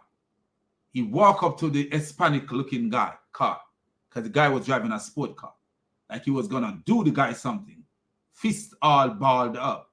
That guy take out something look like a Glock 9 and put it like this. He saw that gun. He turned around like a ballet dancer. He turned around like a ballet dancer, man. Like pivot on one foot, like a netball player. Man, and he turned back to his car because this ain't the time for you to be jumping up on nobody. And not only that, there's a lot of kids out here involved in MMA fighting. They are training themselves They're so love that sport and they are into it. And you believe that you can just jump and run up on these little kids, man, and they destroy you. This ain't the time to be dealing with that stuff. Walk away from that. The Bible says, shun the very appearance of evil. You know, stay away from evil. You puffing up your chest. Oh, because this dude was a gangbanger, and he still got a gangbanger attitude in him, and he will never get out of him. You know, where, oh, I could run up into anybody's face. No, you can't. You can't. You can't. You can't, man. They're gonna somebody will open your book. You run up on their face, they will open your book. You can't talk, you can't do that kind of stuff. You need to humble, but you can't humble. He cannot be humble. He don't have the Messiah, so he cannot be humble. But listen to what the idiot is gonna say. My brother is gonna continue to speak, but listen to what the idiot is gonna say. Wisdom would never provoke. Just wait a minute. Or continue down that avenue. After my brother speaking, listen what the idiot said. That led to a fight. Wisdom does not lead a person to punch someone. So he jumped out of the car and he punched the man. And then the man take out a knife and expose the pages of his book. Wisdom would have led to calming the situation. And you say you're the same person. So can we just expect the same thing out of you? Are we going to see in a month or so, are we going to see another video of you getting into a fight? Yes, you will, because he's an attention seeker. If Islam leads people to that type of wisdom, I don't want. All these Muslims are attention seekers, and you will see that. Like this guy would just jump onto the chat and talking all this stuff. He's an attention seeker. Look, notice the things that this guy is saying, man. About white people and all this stuff. Man, like, dude, you're living in America, man. Let go this white, black, white, black, white, black, white, black. We have to live with each other. You know, as long as we live here, we have to live with each other. You let go this white, black, white, black, white, black, white, black. You live with that stuff, and that's what gets you into trouble. A lot of people into trouble all the time. You know, why do you think a lot of people get in trouble with the cop? A lot of times, and I've seen it before, where women pleading to their boyfriend to listen to the police.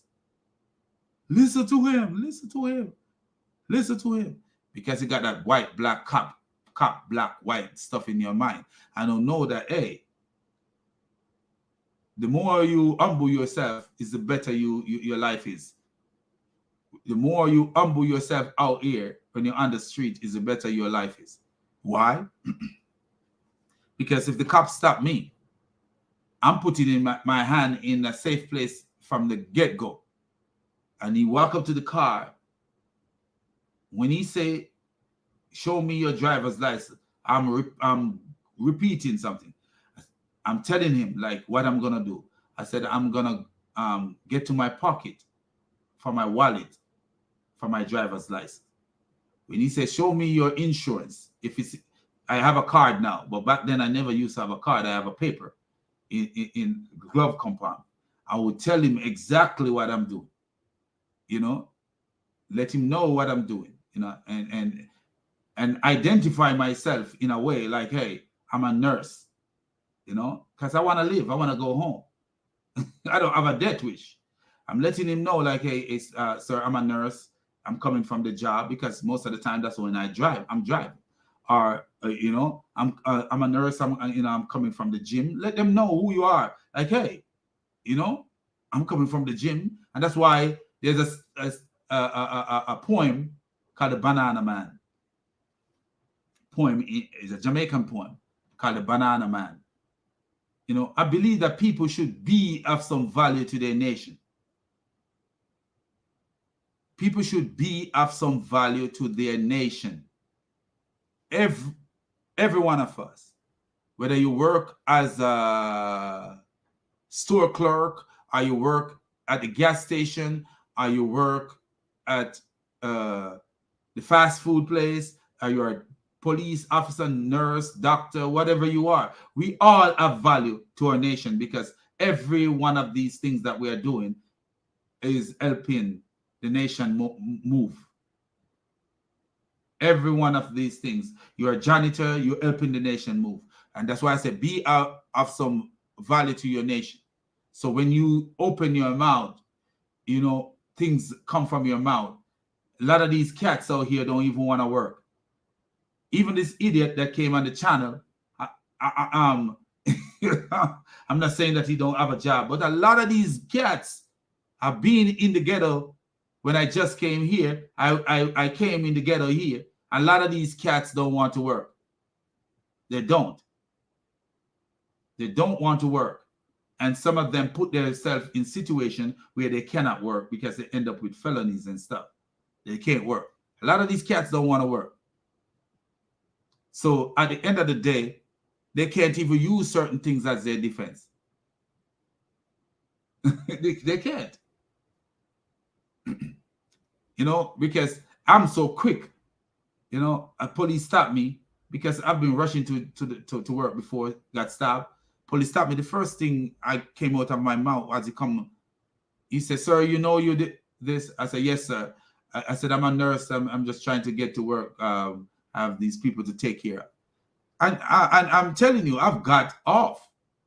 He said, "You're a nurse. Where you work?" I explained to him. Next thing he's like, "Hey, man, slow down, man."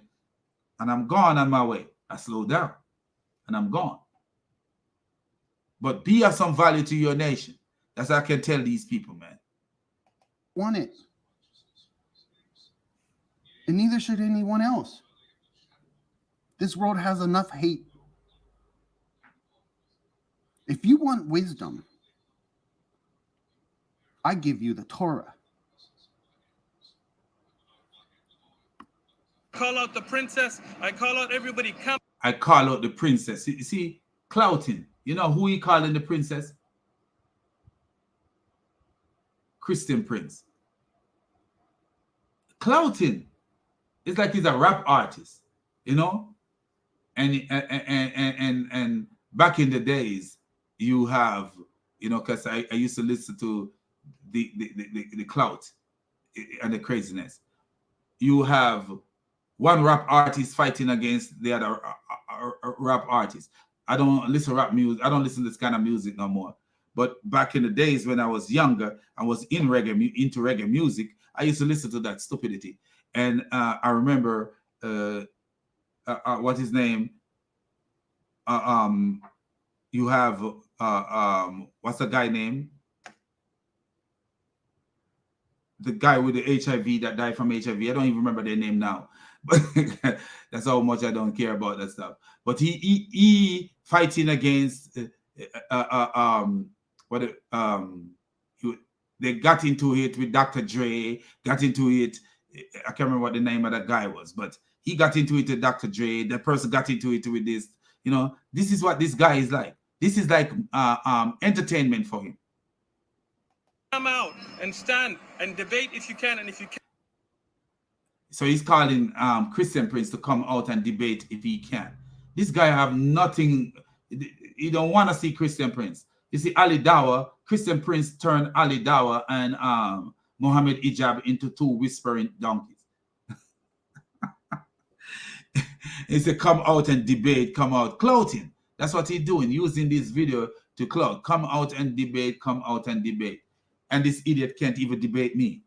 You know? In my last video, you see how stupid he is. You know, God kill innocent children.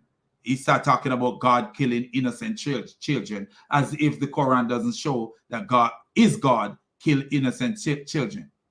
According to his Quran, is God kill innocent children, quote unquote innocent, and according to the Hadith, Muhammad killed innocent children. So at the end of the day, you target lay Christian on the street who don't know Islam, and then you say, "Oh, I'm this big bad guy who know so much." But if you were talking to me, you wouldn't show that video, because at the end of the day, you would be so ashamed to show the video. You would have to cut the video into pieces and wherever you think that you are saying something makes sense, that's where you would have you would have discard most of the video. This is how stupid this guy is. Cannot. This guy talks about coming out to debate. I've seen many of his videos where he tells people, I'm not here to debate. Yes. When somebody asked him about debating, he said that he's not here to debate. But he said, come out and debate. He's a fake, a fraud, a liar, a stupid donkey. That's what he is. A fake and a fraud, man. I heard him myself saying that he's not here to debate. I'm here to give dawah. Yes. Now I'm going to give you some advice. The perfect dawah from you should be the way you live your life, the way you conduct yourself. Out here telling people that you punch, you knock them out and all this stuff. And then out here clouting with this big glass, big like the windshield of a car. What is wrong with this fool, man? But we're going to get to the point where he says something that make you laugh. The way you handle situations with pure wisdom. But we don't see you exhibiting that. I see threats. I see quickness to violence. Yes. He told the young guy, possibly about 18, 19 years old, or maybe even younger, that he will knock him out. This is the violence in society that these idiots are promoting. You know, you don't go out on the street telling nobody that you knock them out, man. Like for what? Like, you know, it's that Islam make you an idiot. Quickness to fight? Is that the type of wisdom that Islam teaches? Yep. Do you see my brother said quickness to fight? Do you remember I was talking about Muhammad knowing this boy called Ibn Said, and the boy, they believe the boy have some form of supernatural power to the point where Muhammad was asking the boy various questions. What do you see? Several times. And so, what else do you see? He would ask the guy, what do you see? What else do you see? Muhammad claimed that he's the only prophet. But asking this boy, what do you see? The boy said, I saw smoke. And there's actually a verse in the Quran called smoke. The guy said, I saw a throne upon the water. Muhammad said, that is Iblis' throne. Who was showing the boy these things? If Muhammad is the final prophet, who was showing the boy these things? Muhammad actually agreed with the boy and said that is Iblis' throne. But also, Muhammad said that Allah's throne is upon the water. So how did Muhammad know which throne it was that the boy see? Iblis and Allah's throne is upon the water. Islam is stupidity, man. Then Abu Bakr, at first Abu Bakr wanted to kill him. Quickness for violence. Surrounded Muhammad. Then, on another occasion, Umar was there. Abu Bakr and Umar were there. And this time, Umar wanted to kill the guy. The same way, same pattern. Allow me to cut off his neck. Allow me to strike his neck. Wow. Can you imagine this? The way Muhammad was so much into violence, Muhammad invented a story. We see the story of Moses in the Torah. And Moses never followed nobody to a point where they kill an innocent child. And when the explanation for killing the innocent child was that he is going to be burdened to his parents. So he's in the future, he's going to be burdened to his parents. So kill him now because he's going to be burdened to his parents later. And this idiot come here quote showing Bible verses where God command to kill children. As if he didn't know that his stupid prophet took the Torah from the Jews and talked to the Torah in Sunan Abu Dawud. Muhammad talked to the Torah and said to the Torah, I believe in you and in the one who reveal you. This dumb donkey didn't know that. So he come here with his rant to rant off, acting as if he is dealing with a regular person. Like, idiot, you're not dealing with a regular person. You're dealing with somebody who study Islam. You can't approach everybody the same way.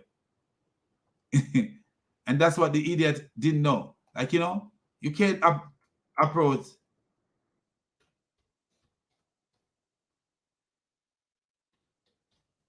So, yes. So that is Sunan Abu Dawud, 44, 49, and 44, 31. Muhammad is saying to the Torah, he talked to the Torah, he says, I believe in you and the one who reveal you. And the Exodus that this idiot was quoting is a part of the Torah.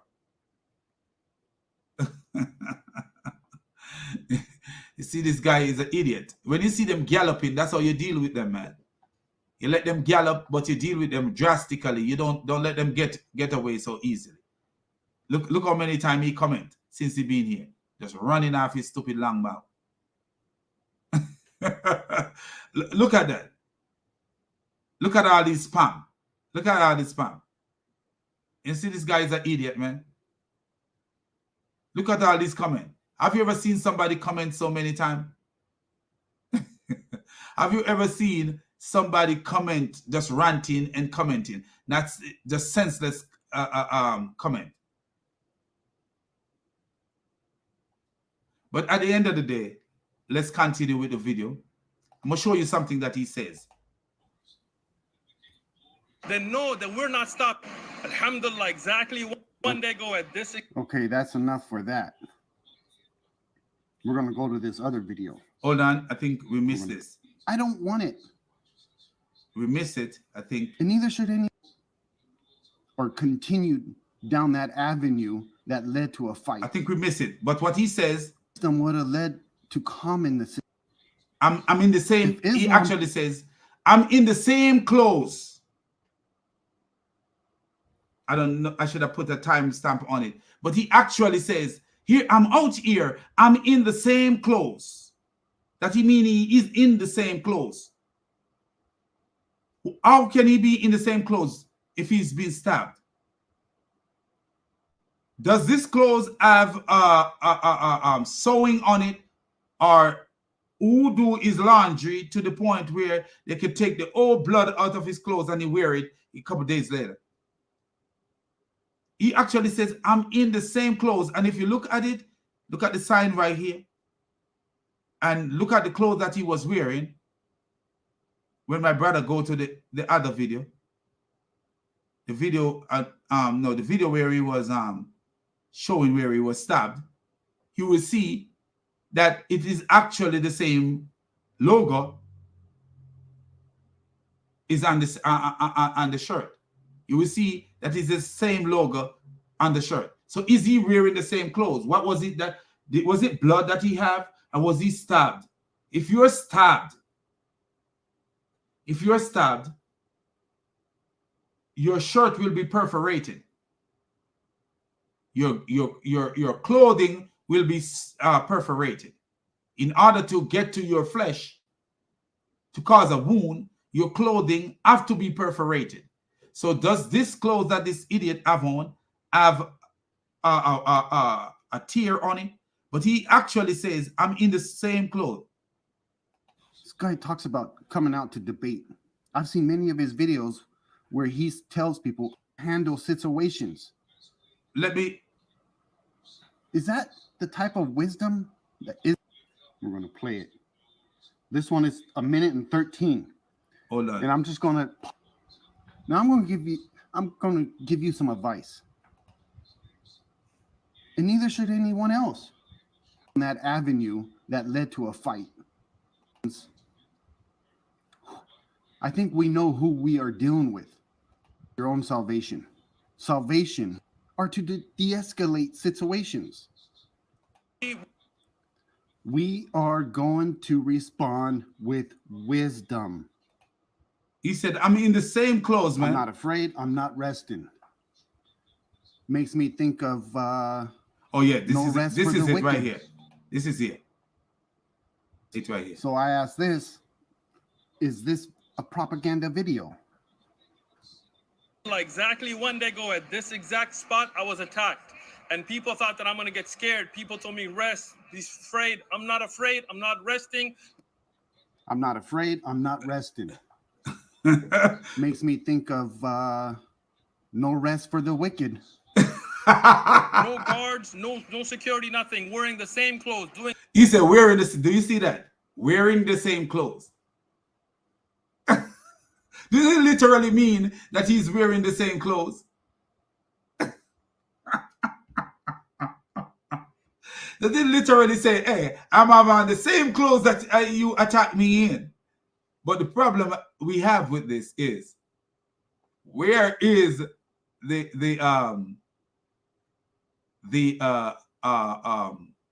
cut on the clothes? Where is, in order to stab someone, you have to perforate the clothing to get to the skin or the flesh of the person. Where is the stab mark on this clothing? He claimed he wearing the same clothes. And if you look at the video with David Wood, the same logo is on the pocket of the clothes he was wearing when he claimed he was stabbed. So, what is going on here, man? This guy is a liar. But anyway, we're going to get off this guy, and what we're going to do, we're going to look at the video where he was talking to the Christian, and we're going to see how stupid he is, because that's the most important thing, to reveal that Uthman is a donkey and doesn't know what he's talking about. We don't, his kid is acting because he's living close to Hollywood. So we expect him to be an actor. You employ an actor to stab him like that gay guy from Chicago did. So let's look at Uthman talking about debating two Christians and pastor and preacher. So let's get into that. That's more important. Okay. He doesn't deserve to be killed because his culture was bad. That's a beautiful creation of Allah, of our Creator, right? This is my belief. I will now respectfully listen. So there's two things. There's thinking about a thing that is sinful. Okay. There's agreeing with something that is sinful. So a child agrees with sinfulness? I think we come on, bro. No, come on. They weren't talking about any child. That's just how foolish this guy is. At that point, they weren't talking about a child. They were talking about he make a scenario that if a man was gonna steal something or something like that, if the man think about stealing something, I think it was even worse than fornication. That's what he says. If the man think about fornication, is it sinful? Is thought sinful? Is it committed? Is it a sin to think about fornication without committing the act of fornication? Yes, it is a sin. Any thought that is sinful is a sin. Any thought that is sinful is actually a sin. If you have the thought of murdering your neighbor, that's a sin. It is a sinful thought. And you can be judged for that thought, because what? Your heart should be pure regarding your neighbor. He said, love thy neighbor. When he says love thy neighbor, that means you shouldn't be thinking about killing your neighbor. Love don't think about what the verse says. Love do no harm to his neighbor. So if you have to think about, if you're thinking about killing your neighbor, you have no love for your neighbor because you're thinking about harming your neighbor. So is it sinful act to think about harming your neighbor? Yes, it is. No, no. All I'm saying is that. And now we turn it into a baby. When he just made a scenario that if a man think about fornication. Can a baby think about fornication? This is how stupid this guy is, man. This is how stupid this guy is. He just make a scenario about thinking about fornication, the thought of about fornication, but because his mind is so small. And do you notice how he's laughing? What the book of Proverbs says: when a wise man have an argument with a fool, the fool rage and laugh, and there is no quiet. You will see that a lot. If you're debating an idiot like that, you will see a lot of laughing. And you see that with Hamza Mayat and the Dawa idiots. You see that with them and that EF Dawa thing a lot, where they laugh at people and mock people and stuff like that. Because what? When wise people argue with fools, you will see them laughing a lot. You know, because you are in a dialogue with someone, but you're laughing. It's not like you are the only one talking. You're in a dialogue with someone and this laughing. I could see you laughing at someone if the point that the person make is stupid and it drives you to laugh. But what did the guy say? You make a scenario, and if we go back, you will see where he was talking. They are born with. Okay? So that child is innocent. If you ever seen a child be born, that child is innocent. You teach the child. If you teach the child to be in a good, let's say in your case, a Christian family, you teach him morals, you teach him right from wrong, then even when he has desires and he lives as a good person, you don't tell him you're a sinner. No, you tell him that's great that you have conquered your desires and controlled yourself from the evil. So if a person can conquer their desire and control, that person is not a child in the sense of being a baby. If a person can conquer their desire, that person is not a baby, a sinless baby. So you see what he says. That may have tempted you. Okay? Now, that same child, if he's raised in a crack house with drug dealers and gang members, and they teach him evil, that same child will then be raised in an evil way, doing evil and giving in to his desires, and that would be bad. So that child at birth is not a sinner. That child is innocent. He's pure. He doesn't deserve to be killed because his culture was bad. That's a beautiful creation of Allah, of our Creator. Right? This is my belief. I will now respectfully listen. So there's two things. There's thinking about a thing that is sinful. Okay. There's agreeing with something that is sinful. So a child agrees. Now let's go back a little bit because he was talking. You think about robbing this gentleman here. Right, you think, right. Do you see? He forget what he says to the guy. You thinking about robbing this gentleman here. You forget that he said that to the guy, and the guy is responding to that now. So because he mentioned a child later, he believed that the guy is talking about him mentioning the child, forgetting that he said, you think about robbing this man. I think that's a nice bike, I'm gonna rob him. Is that thought enough for you to be punished? Or if you actually rob him, then we would say you did something wrong. So he's answering, please. And if you're gonna just walk away when I talk. He says he's answering. How do you know who's gonna answer? This is what I'm saying. It's both of them you're talking to. But at the end of the day, we want to get into something deeper that he says. So let's go through this. Then we're not gonna have a conversation. Okay, thank you. So in Islam, in our belief, we believe that all humans have temptation. We have what's called the nafs. But you're not accountable for it until you act on it. So you're not accountable for your evil thoughts until you act on your evil thoughts. That's why you see the morality of Islam is lower than the morality of Christianity. Why are you not accountable for your evil thoughts? The first thing the Bible tells you, by the content of the heart, the mouth speak. So if by the content of the heart, the mouth speak, do you believe that by the content of the heart, the action take place? So if you have evil in your heart against people, and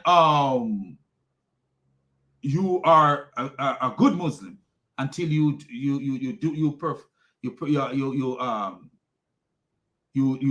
do something to that person. So if you have the thoughts of murdering that person, not until you murder the person, it's not a sin. It's not a sin until you murder the person. I believe that every evil thought is sin.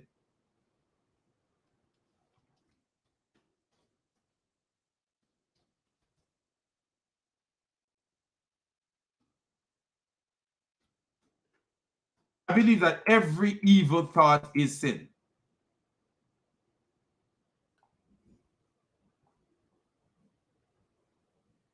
I do believe that. So let's look at this real fast. What the book of James says. The book of James. Let's look at what the book of James says. Every evil thought is a sin, but Islam don't see evil thoughts as a sin. Wow. No wonder they have all these evil desire to kill people and stuff like that. But each person is tempted when they are dragged away by their own evil desire. Each person is tempted when they are dragged away by their own evil desire and enticed. So you have evil desire. So you believe a person who get up every day with evil desire is, as long as he don't act it out, is a good person. Wow. Then after desire has conceived, it gives birth to sin. So the desire is conceived and it gives birth to sin. And sin, when it is full grown, gives birth to death. Anybody who have evil desire, they will lead. So what we are supposed to do, when you have a sinful evil desire, that's something that needs to go. And we need to get to the Messiah to get rid of that sinful evil desire. We need to petition the Messiah, adapt his way of life, ask for the Holy Spirit's guidance to get rid of these evil desire. Because what? Evil desire will give birth to things, will give birth to things. It gives birth to lust. It gives birth to all kind of different stuff. And in Christianity, lust is sin. To lust is sin. In his religion, to lust is not a sin. It's not a sin. But anyway, let's get up to a point where I wanted to hear him talk about some things in the Bible. A child doesn't sin, nor does he agree with sin or continue sin at birth. So according to what you said, the child is not sinful. And now you just changed I it. didn't say all children are not sinful. What? So children are not born with sin? I didn't say anything about children. You're confusing me, bro. Are you born with sin or not? So the guy didn't say nothing about children. He's talking about the adult thing that he says at first. He says so many things because he jumped. Now I'm going to show you how he's jumping from one place to the other because he's thinking to confound the person. He's thinking to confuse the person. Yes. No, you are born with a sinful nature. That's what I would nature. Are you born with sin, yes or no? Do you see? The guy said you're born with a sinful nature, and this idiot says, are you born with sin, yes or no? A sinful nature is not sin. It's the inclination, the ability, the drive to sin. Are you born with sin? It depends what you mean by born with sin. So I'm trying to ask you for an answer from that fine line. A child that is innocent, that's born, is he sinner? Is born with original sin. So he is a sinner. So he's a sinner. Thank you. So you're saying a child from day one is a sinner. Yeah. I disagree with that. And let me go ahead. But I showed you yesterday where he said he disagreed with that. But is God, according to Muhammad is saying that when Aisha says this child, the child died at a tender age, possibly 2-3 months old, and Muhammad Muhammad was called to lead the prayer at the funeral. And when Aisha said to Muhammad, this child is a bird of the bird from among the bird of paradise, Muhammad said, per adventure, it may not be so, because when Allah created those who are fit for hell while they were yet in their father's loins. I'm paraphrasing a little. So he says, Allah created those who are fit for hell while they were yet in their father's loins. So this guy is not really teaching Islam. As I say, he's throwing his prophet under the bus. He's throwing his old religion under the bus, because Uthman is his own God. When they are in the West, they become their own God. They teach their own religion. They forget about Islam. I'm going to listen to you. There's committing a sin. Okay. And the child can't commit a sin at that age. Okay. Okay. But he inherited it. How can you inherit sin? That's like saying that if my father sinned, you would arrest me for it. So the guy said you inherited sin. You don't inherit sin. You inherit the sin nature. You inherit the inclination to sin. You inherit because of the sinful world that you are born in and the sinful situation that you are born in. You have that ability to sin, that because you are exposed to a world of sin. So that's what you inherit. You inherit the situation. And David said it the best. David said it the best.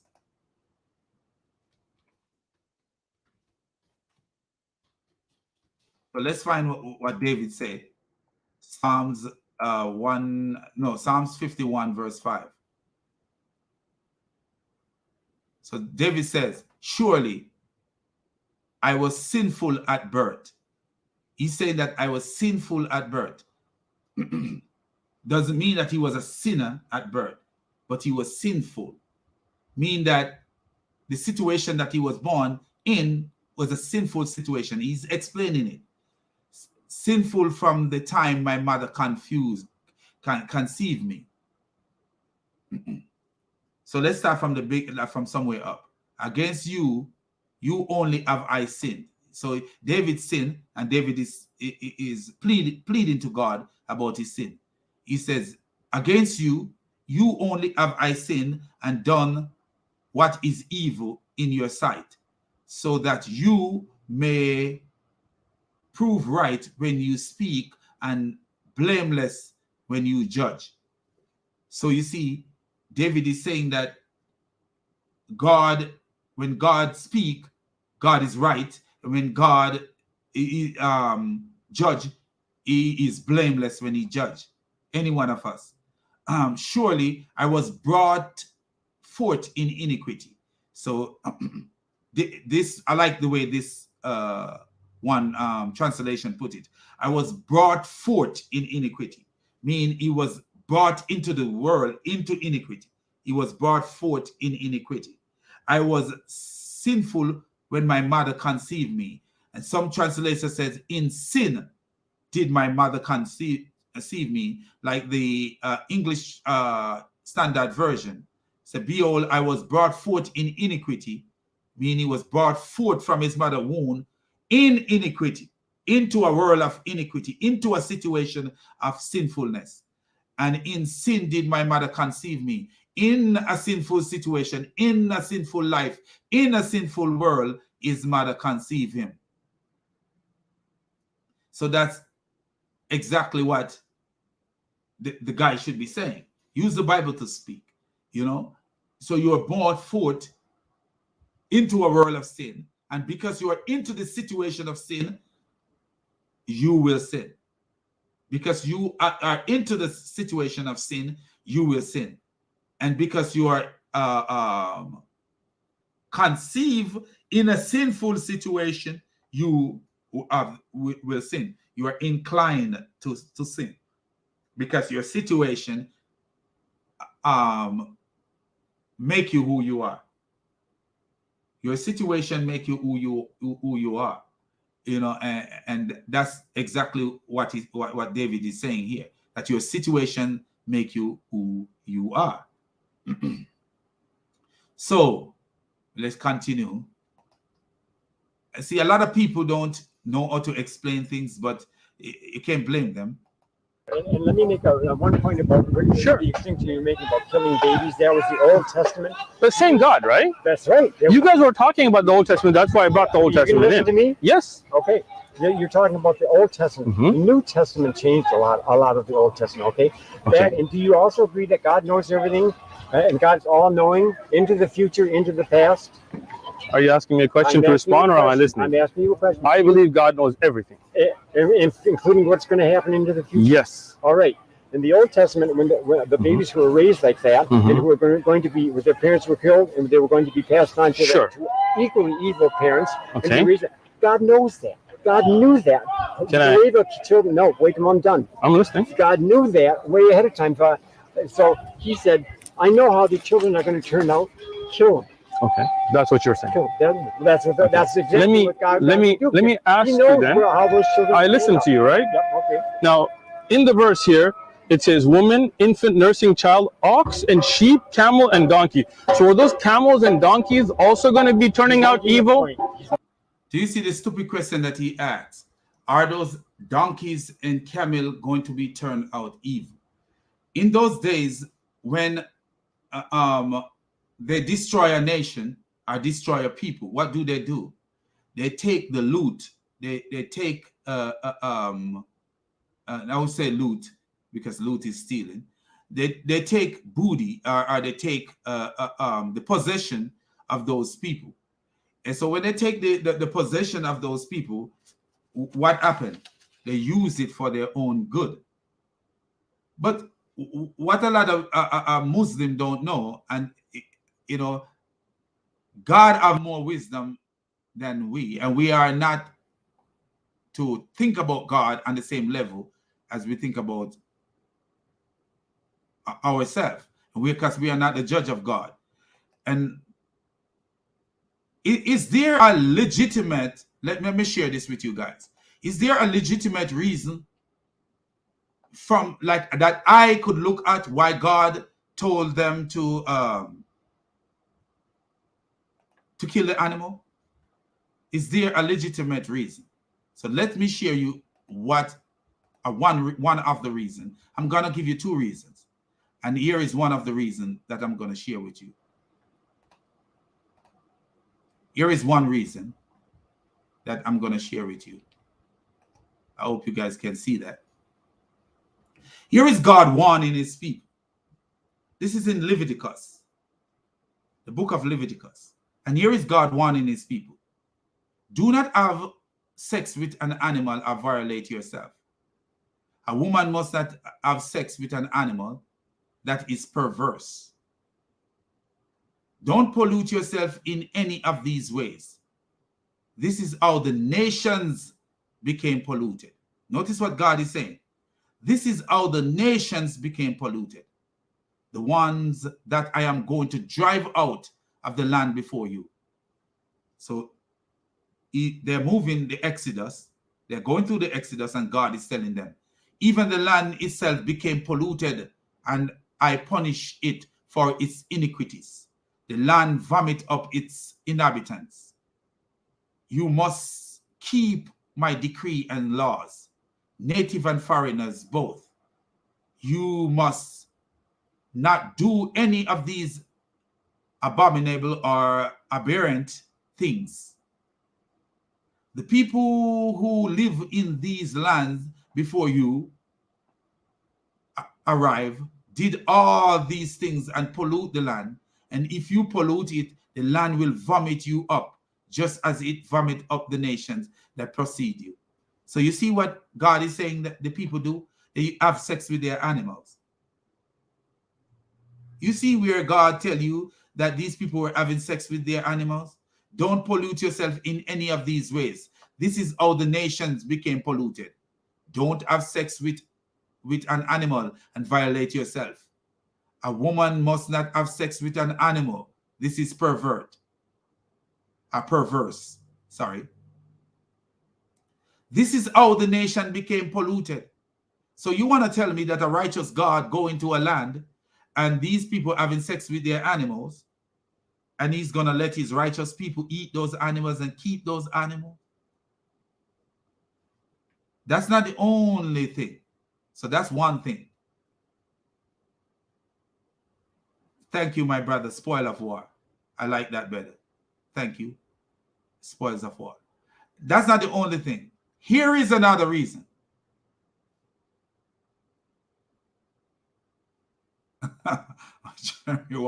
Hey, my brother, how are you, man? Here is another thing. Here is another reason. We know that people do barter. You know what barter means? I think it's spelled B-A-R-T-E-R. Barter exchange, where people exchange one good and service for another.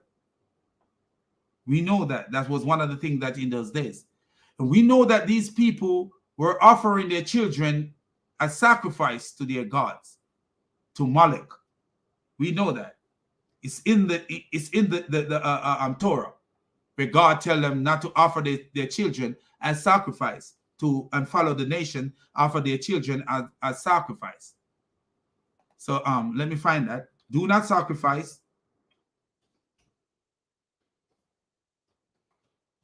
your children. So here we go. Leviticus 18. Same in the same Leviticus. God says, and thou shalt not let any of the seed pass through the fire to Moloch, neither shalt thou profane the name of thy God. I am the Lord. So you shall not give any of your children to offer them by fire as sacrifice to Moloch, the god of the Ammonites. Somebody put that in parentheses. Nor shall you profane the name of your God by honoring idols as God. So we know these people were in those society, it was barter exchange. So if a person want to do a sacrifice of a child, they could give animal to another society, and then that society would take, that's how they would buy children for their sacrifice.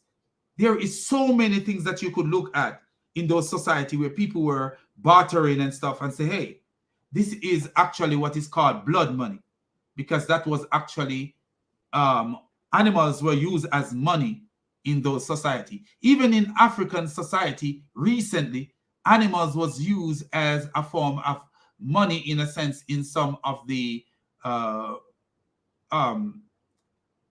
societies in Africa that keep their ancient culture, where the richness of a man is by how many cattle he has.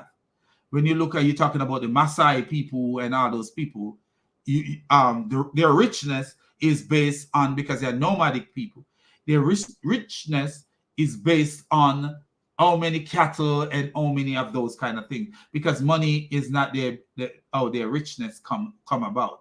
Their richness come about by the animal that they have, because they depended upon their animal to live. They are hunters and they are farmers.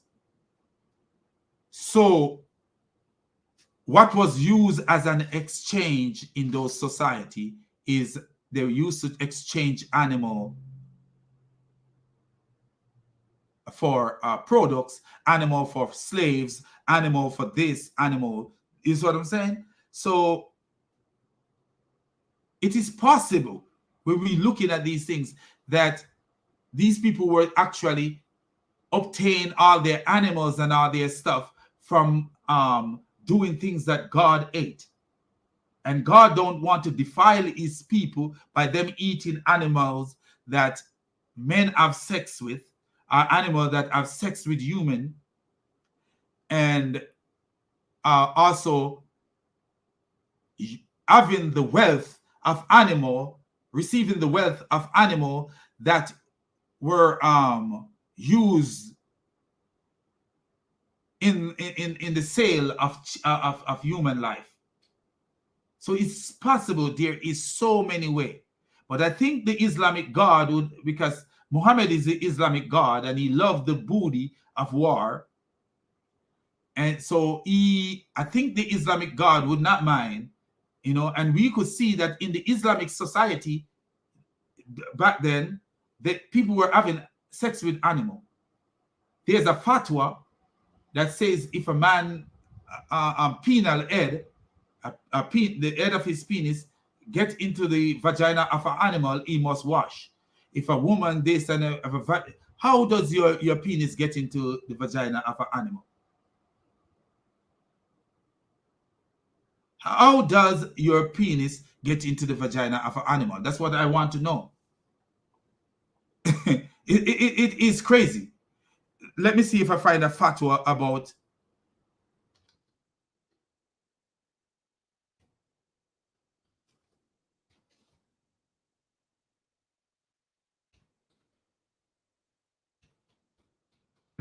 about that so I could read the fatwa.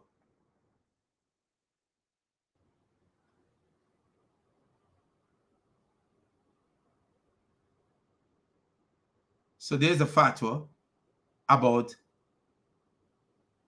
animal having sex with animal.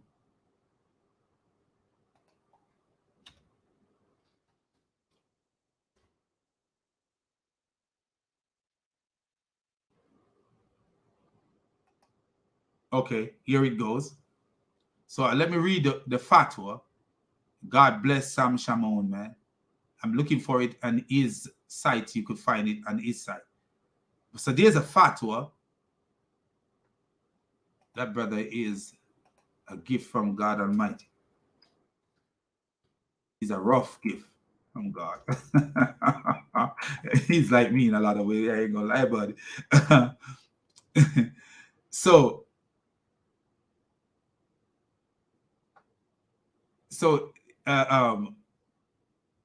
here is, let me see if I could find the fatwa.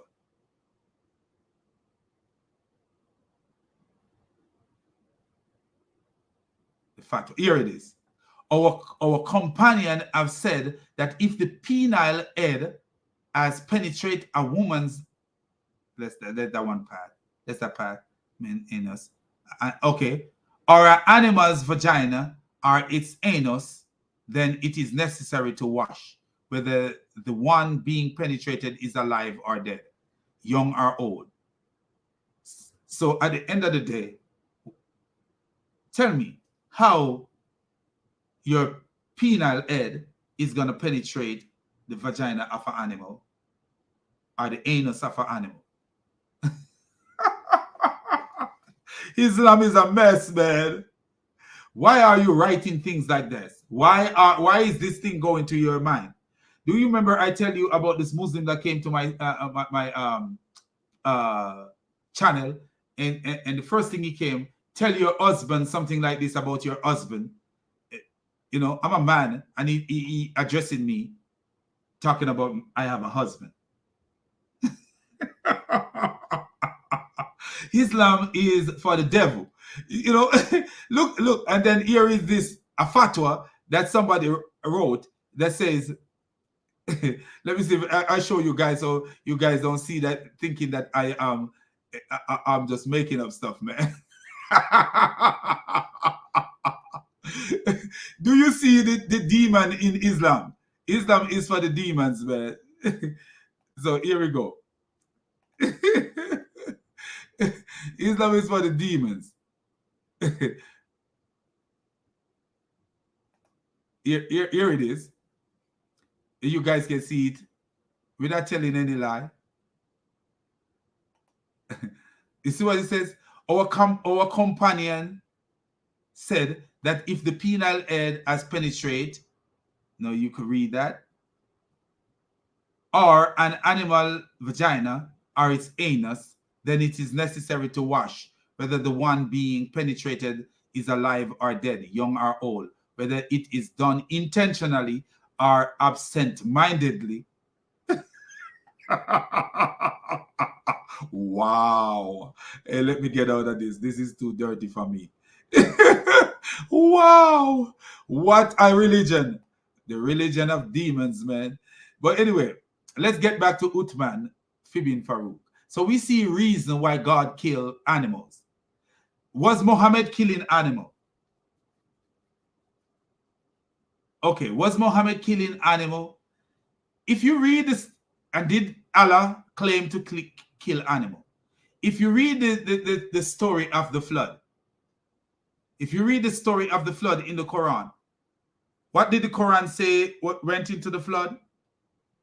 Certain animal, and the rest of them were killed by God, by the so-called God. So what is the problem with this idiotic Muslim when it says God killed animal? What is his problem? Now you look at the story of Sodom and Gomorrah, according to the Quran. Lot took his family, including only his children, because his wife was killed, and he ran. What happened to the animal that live in that city? The children that live in the city, did they die? You know? So why does this stupid Muslim have a problem with God killing animal when God's reason is beyond our reason? Do you see how this guy is a stupid man? Christian Prince would say he is a stupid. This guy is a stupid. So those animals were killed without that. Don't mind. They don't mind. They don't mind. No, because they don't have a soul. So okay. So now what you're saying is that God ordered the killing of infant children, newborn children, and ox and sheep, because he knew that that whole community was going to become evil. Can I finish?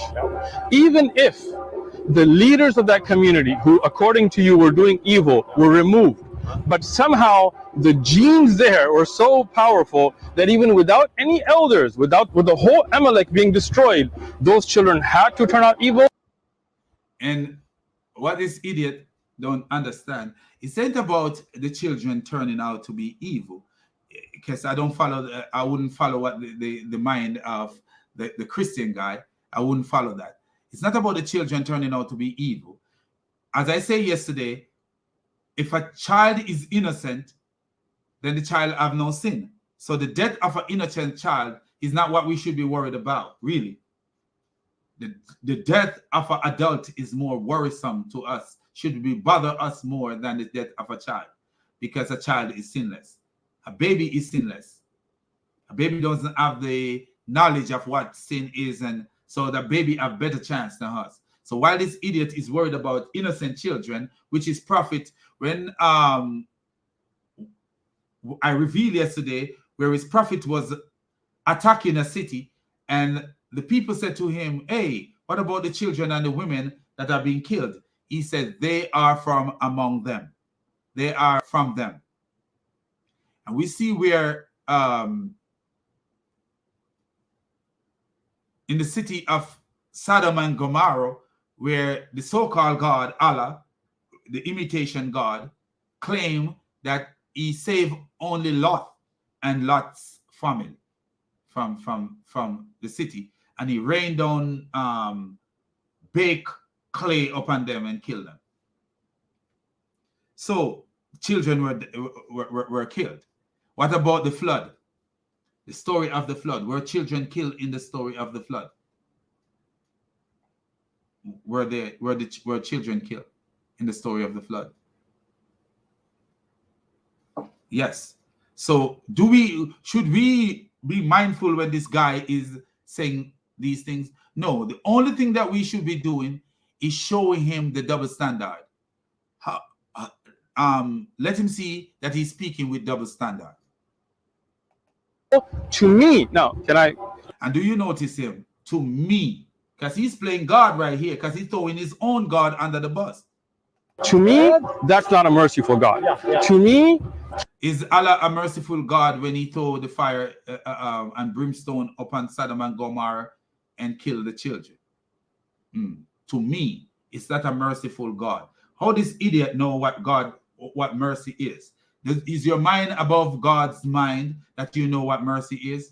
If God kill a sinless child, do you not see that as mercy? Listen to me keenly right here.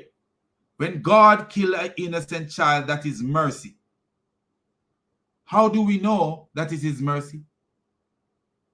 How do we know that this is mercy? Because the child will never grow to become a sinner. So what will happen to that child? The child is safer than you and I. Safer than you and I. Only an idiot reason like Uthman. Only a donkey reason the way Uthman reasoned. A person who have no sense reason the way he reasoned. You could tell that this guy is not brought up right. You could tell that. There was not a wise person in his household to teach him anything. Because if there was a wise person, you don't think like this if there's any wisdom around you. That to the point where you throw your own God under the bus. So who are you? You are your own God. He said, to me, that is not a just God. But your God destroyed the city of Sodom and Gomorrah, saving only Lot and his children. But my God is unjust because he killed children. Killing the animals of that area for no reason. And in the city of Sodom and Gomorrah, was the animal killed? Are they fireproof? Were the animal killed in the city of Sodom and Gomorrah? What a stupid donkey, man. And he said for no reason. God always have a reason. The earth belongs to God. The earth is the Lord and the fullness thereof. That's a Psalms, what, 24? Everything belongs to God. And Psalms 135. God does whatever he please. Because it's his. He can do whatever he please with it. See, but the donkey who is created by God is judging God. Do you see? This is how stupid this goat is, man. To eat, not for hunting, not for... He said to eat, not for hunting. I'm going to show you what Muhammad did to the dogs. And I tell you, if Muslim eat dogs.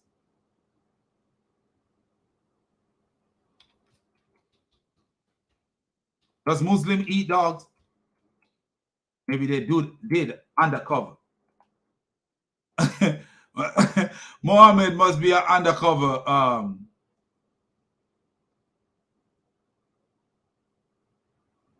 Muhammad must be an undercover dog eater.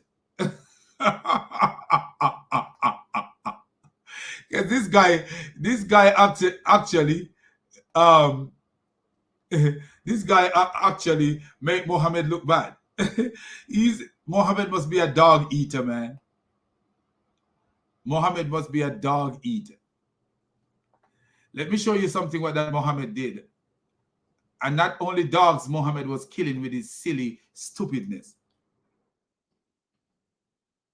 Okay. Narrated Abu Talha.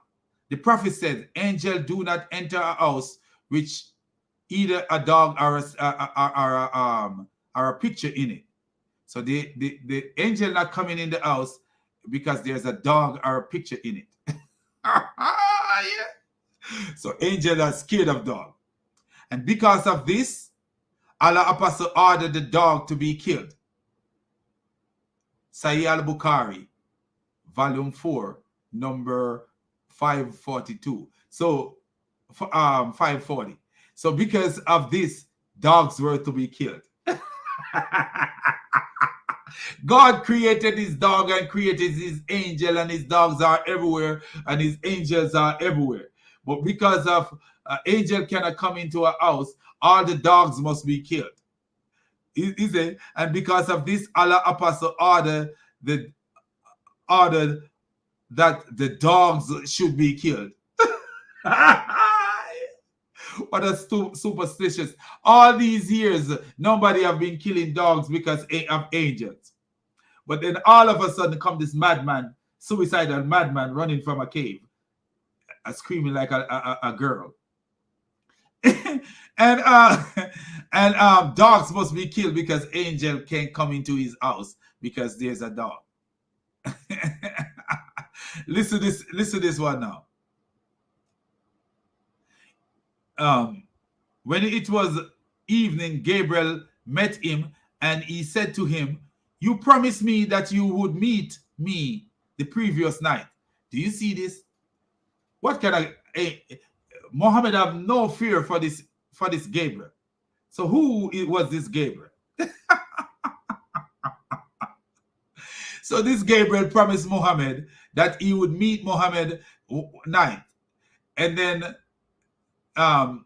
the Gabriel didn't show up. So Gabriel is a liar. To make a promise, but didn't keep his promise. And listen to what Gabriel's excuse is. When Muhammad said to the so-called Gabriel,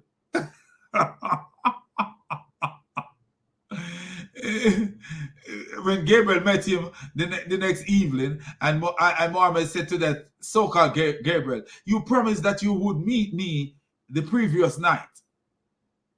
The so-called Gabriel said, "Yes, but we do not enter a house in which there is a dog or a picture."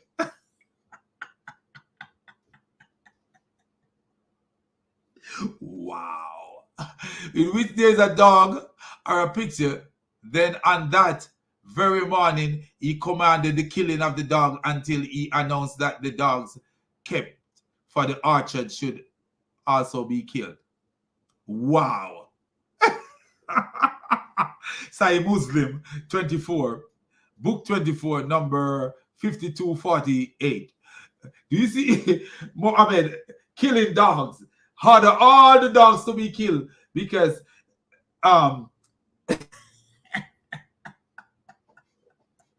the demon lied to him. Oh my God. So if you have a dog, no Gabriel, no angel coming to you. If you have a dog, man. If you have a dog, man, no angel coming to you at all. Because the angel scared of the dog. What a stupidity.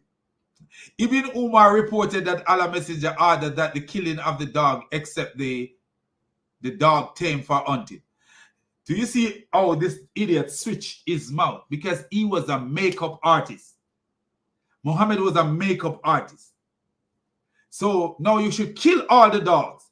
And then Ibn Umar is saying, except for the dog kept for hunting and watching of the herd and other domestic animals. Sahih Muslim, book 10, and 38:12. So you see how he switched now. Now you should have killed the dogs. Once you should kill the dog because you want Gabriel to come around. And then, no, keep the dog on the hunting dog. So Gabriel won't come around. Abdul Zubair heard Jibril B. Abdullah saying, Allah Messenger ordered us to kill dogs. And we carried out this order so much that we also killed the dogs coming with a woman from the desert. So a dog is coming with a woman from the desert. That's a watchdog. They kill the watchdog. The woman have a guardian dog. Then Allah Apostle forbade the killing. Then he forbade the killing. Wow. This man was a mad idiot, man. He the only prophet further says, it is our duty to kill the jet black ones. Do you see this idiot who came here earlier? This guy called All, whatever his name is, All, who came here ranting. Muhammad ate black things. You're killing black dog.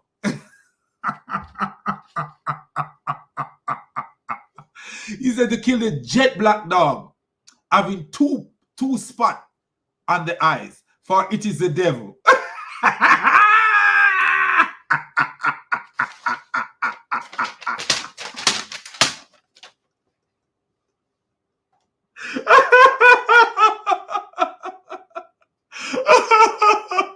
Muhammad was a madman, man. Muhammad was a madman. a very, very, very madman, a very bad man. He was a madman. Hey, he was a madman. Muhammad was a madman. Very sad man. Muhammad was a madman. I'm not a Muslim and I'm so glad, man. Muhammad was a madman, a very, very bad man. A very mad man. Muhammad was a madman, a very bad man. I'm not a Muslim, a very, very glad man.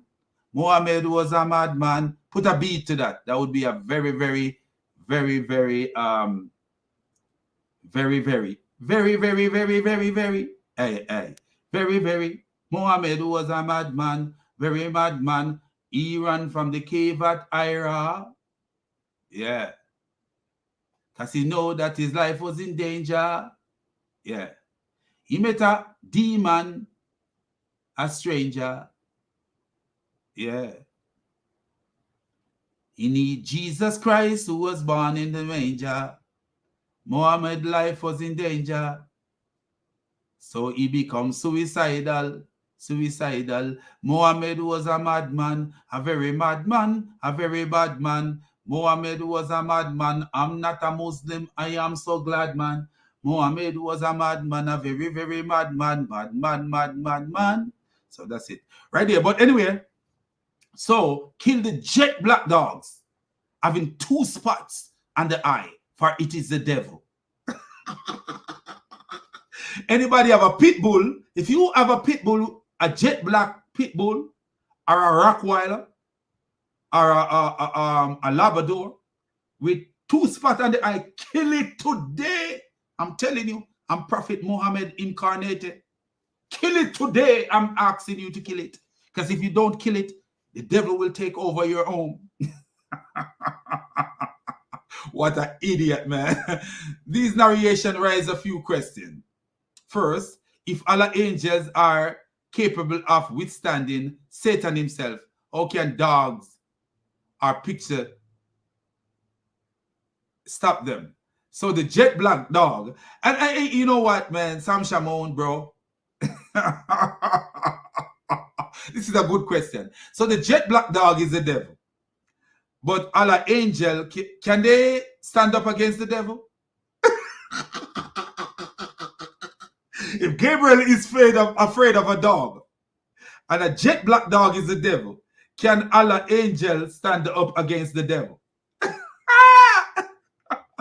Allah angels are weak. Muhammad said Gabriel is so big that he cover up the whole horizon. Gabriel got what? Did he say 600 wings? But he's scared of a dog.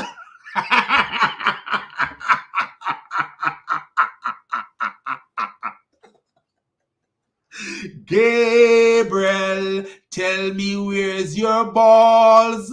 Why you afraid of dogs? Tell me where's your balls? Gabriel, Jibril. Let's say Jibril, because the real Gabriel, no, powerful angel. Jibril, tell me where's your balls? Why you afraid of a dog? A dog who doo-doo in the yard. Gabriel, tell me where's your balls? Gabriel lost his balls.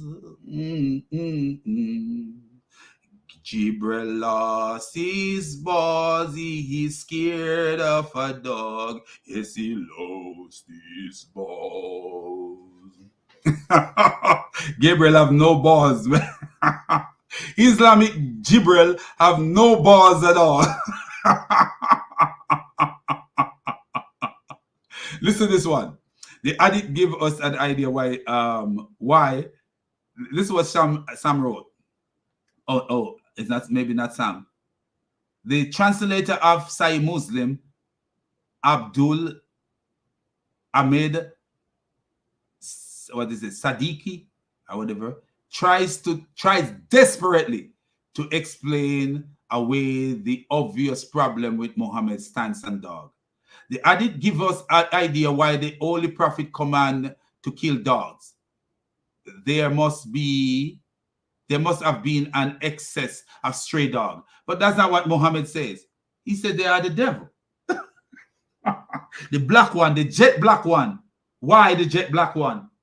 If there's an excessive of stray dogs, why the jet black one?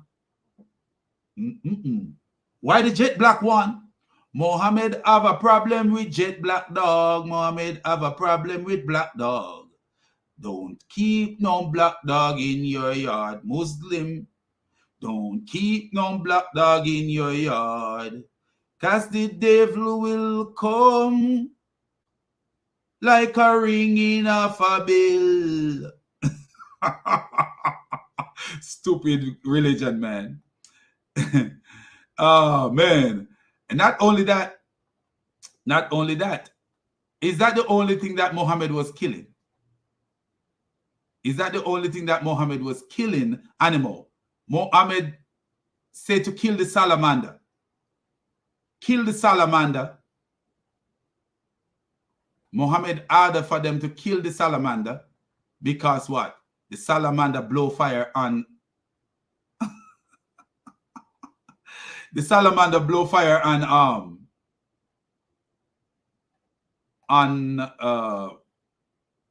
Abraham. So let's find it where Muhammad said to kill the salamander.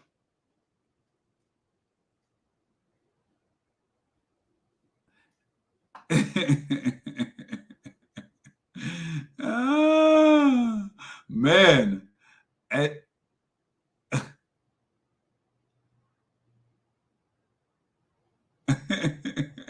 Muhammad was an idiot, man.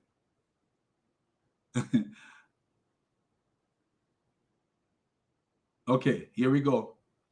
I think this is it. Amir B. Saad reported on the authority of his father that Allah Apostle, may peace be upon him, commanded the killing of the geckos. You know, you see that gecko in the advertisement? That gecko in the advertisement. You'd be dead if Muhammad was around. The gecko would be dead. Even though he's a cartoon character. He would be dead. Muhammad would find some way via Jibril to kill that gecko.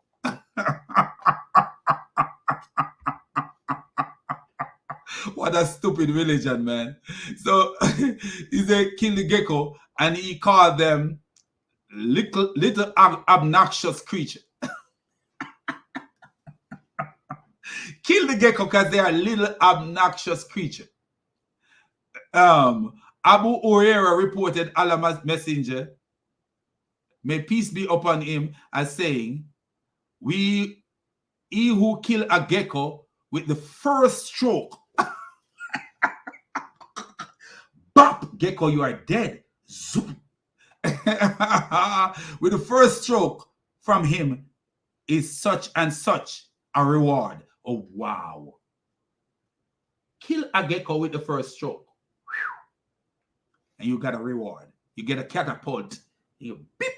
Kill a gecko with a catapult. You get a reward. And he who kill it with a second stroke of him in such and such reward, less than the first one. And he who kills it with the third stroke for him is such and such a reward, less than the second. Why? Now, people, are you wondering why you kill a gecko, you get a reward? Let's see why. The Prophet ordered to kill the salamanders.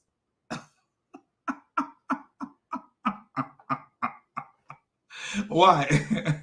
Why are you killing salamanders? So now you're killing one form of lizard and they're killing another lizard-like animal, a salamander. And if you ever listen why you kill the salamander, this website don't say why you kill the salamander. So KILLINGSALAMANDR Mohammed. You just gotta put Mohammed and you will see why you kill a salamander.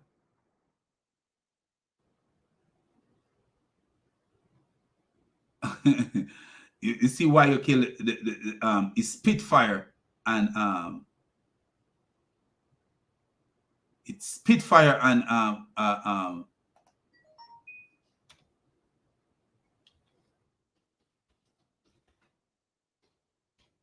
Abram. So the salamander was spitting fire on Abram, and this is why the salamander was killed. Why did the Prophet PUB order Muslim to kill all?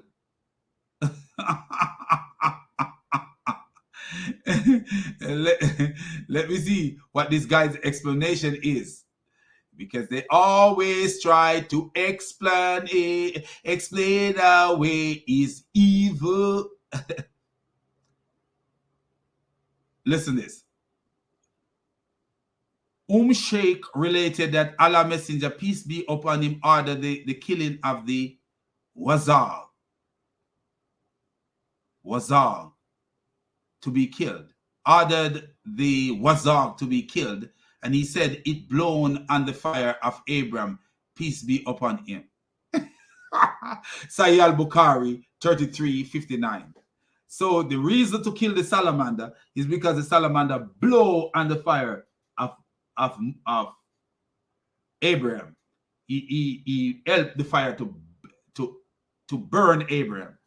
What a madness! What a madness! And then guess what this guy said? For survival. Let me finish. So you must kill animal for survival. Were the Muslim eating the dogs? The black dogs, the one that Muhammad say have the devil in him. And Gabriel is so scared of the devil. Wow. Gabriel is big like the horizon with so many wings, but he's scared of the dogs with the spot on the eye. Gabriel big like horizon with so many wings, but he's scared of a dog with a spot on his eyes. Hey. Gabriel big as the eastern skies, but he's scared of a dog with a spot on the eye. Gabriel big as the eastern skies. He have 48,000. He have 600 wings, man, or 500 wings, but he's scared. One flap of the wing and the dog dies. But he's scared of the dog. What a creature. To me, that's not to me. To me, as if I am God. To me, this idiot is God. But as I say before, there are reasons why God. I could see two possible reasons, and that's me as a human being looking from a scope, a small scope, compared to the scope of the Most High God. You know, we don't have the scope of the Most High God.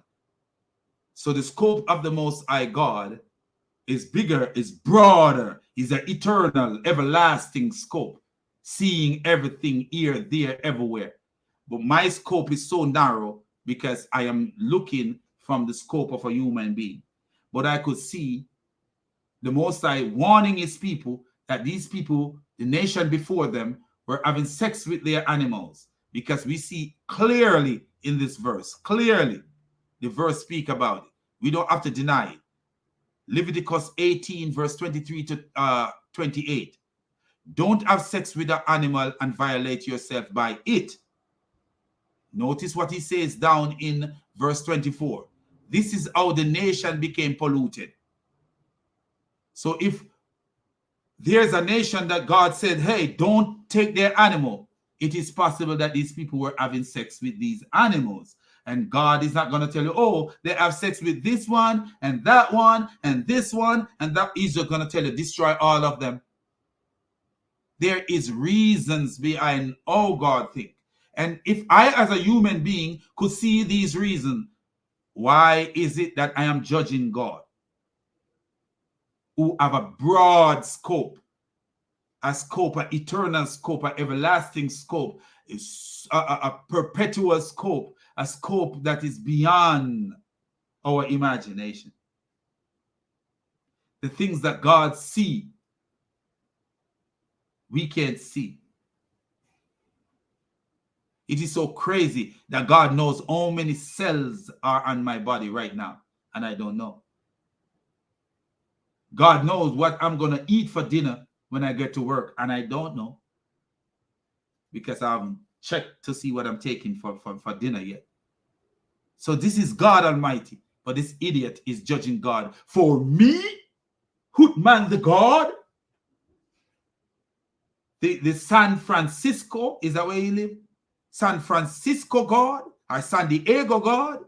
I am the San Diego God, and I'm judging your God, who my prophets say is also my God, because according to my prophet, the Quran says, your God is my God. And the Quran also says, and Muhammad, that my God gave the Torah, and Muhammad also took the Torah and talked to the Torah. I believe in you and the one who revealed you. But me, I am God Uthman, and I am above all gods. And so I can judge God and say, why did you kill the innocent animal and the children when my made-up God from a semen-covered Arab claimed that he destroyed the city of Sodom and Gomorrah? And we know that there must be innocent animal in the city, but he destroyed. And there must be innocent children, but he destroyed. And the flood, he destroyed the children in the flood. But I am going to judge the Torah, because the God of the Torah, because I don't no longer use the Torah, because my prophet saw a man reading the Torah and he told him not to read the Torah because he wanted to keep him uneducated in his cult. Muhammad actually saw a man reading the Torah and told the man not to read the Torah. You think I'm lying? This is a cult control, because they would find out that Muhammad is telling a lie.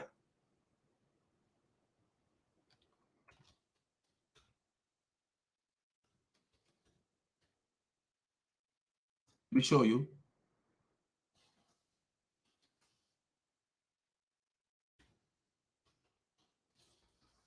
I can find it.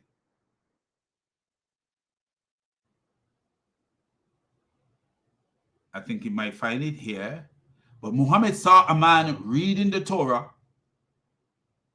and it stopped the man. This is from a website called Muhammad Ali, may Allah protect him, Furcos, the official website of Sheikh Muhammad Ali. And let me see what he says. Are you in doubt of it, O Ibn Khattab? By the one who's on my soul, I have brought it to you, that which is white and pure. Do not ask people of the book, lest they inform you about something true, but that you will deny her. Okay, let's see this. What this is saying.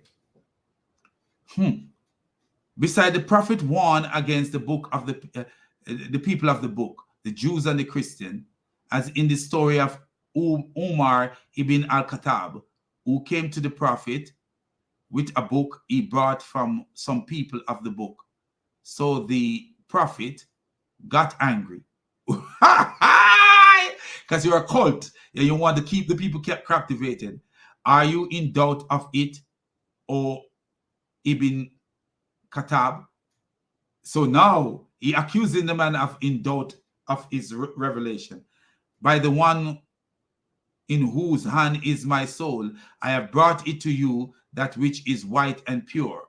Do not ask the people of the book, lest they inform you about something true that you will deny, or something false that you will believe. Something true that you will deny. He said, don't ask the people of the book. They will inform you of something true that you will deny. How would he deny it if it's in the Quran? This is the devil speaking to this guy, man. And even from the mouth of the devil, you could see these things. I need to find this hadith somewhere. He says, by the one in whose hand is my soul, if Musa were alive, he would have definitely followed me. Oh, wow. Wow. What a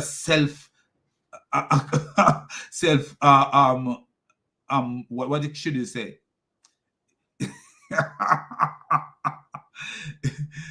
But there is a hadith where Muhammad saw a man reading the Quran. Reading the Quran. I need to get the website, this website. This is important to keep this. But Muhammad saw a man reading the Quran, and not reading the Quran, reading the Torah. And Muhammad stopped the man from reading the Torah. Here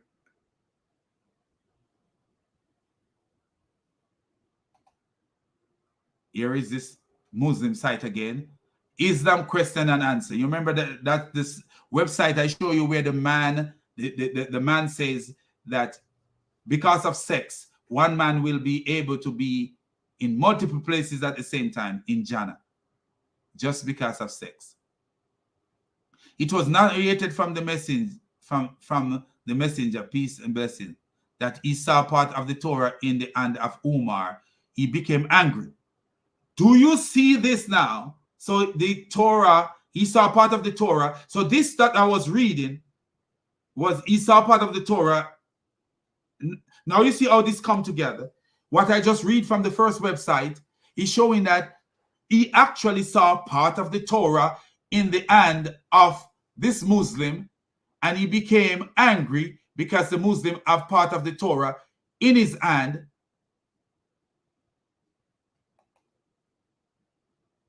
So he saw part of the Torah in the hand of this Muslim.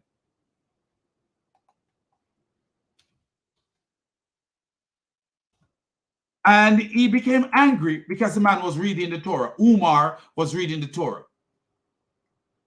Because Muhammad wants you to remain uneducated so he can rule you and dictate to you. If you know what's in the Torah, then you would have known that this guy is an idiot. Muhammad didn't want you to read the Torah, but this idiot is reading the Torah every day.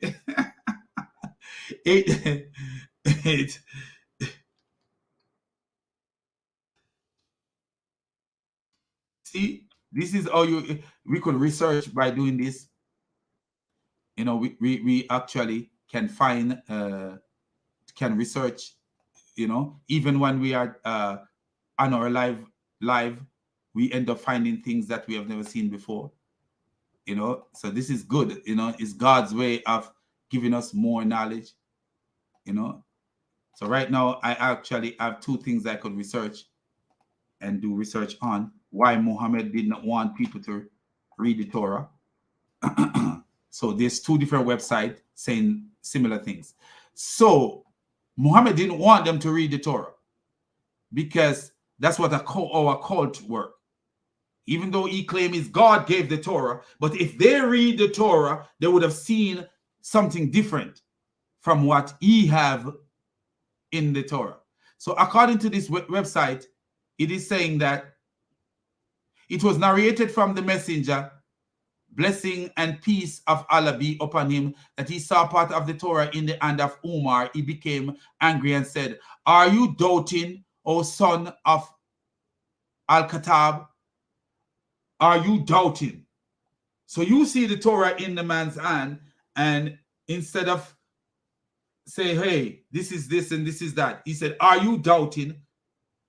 He didn't want them to read the Torah. I have brought to you a message that is bright and pure. If Musa was alive, he would have no choice to follow, but to follow me. What a conceited donkey. So you see, it's the same incident. The two different websites he's talking about. Same incident. And there was another guy that Muhammad actually saw, from what I was reading the Torah, and he stopped him from reading the Torah and tell him that all that you need is inside here. But why wouldn't you allow your people to be educated? And when they ask you a question regarding the Torah, then you could say, hey, this is this, and this is that, and this is why this, and this is why that. But no. But these idiots jump into the Torah every day, trying to find excuse. Muhammad embraced the Torah, said that his God gave the Torah, and then he says, he talked to the Torah and say, hey, I believe in you and the one who revealed you. And the reason he didn't want his people to read the Torah is because the Torah would show that he is a false prophet. This is not a just God, to me, in my opinion. Okay? Who care about your opinion? Your opinion is stupid. So he said, just God doesn't kill animal. But we see where Muhammad was killing black dogs and making up excuse that Gabriel, the big mighty angel, is scared of dogs and black dogs is a devil, and salamander, kill the salamander, and who kill a lizard with the first blow, there's a blessing to it and reward, and who kill with the second, there's a reward. Kill the salamander because the salamander spit fire and someone. There is also something about killing snake.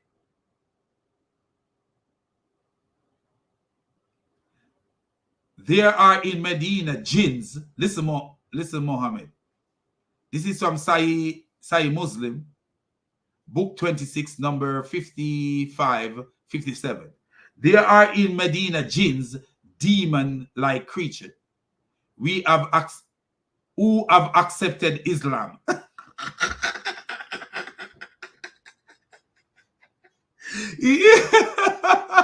Islam, the religion of demons, man. Oh boy. So there are in Medina jinns, demon-like creature, that is in parentheses, who accepted Islam. So when you see any one of them, pronounce a warning to it for 3 days, and if they appear before you after that, then kill it, for that is a devil. This is a snake. So Muhammad is telling them, when you see a snake, there are in Medina jinns, demon-like creatures that appear as snake, and they accepted Islam.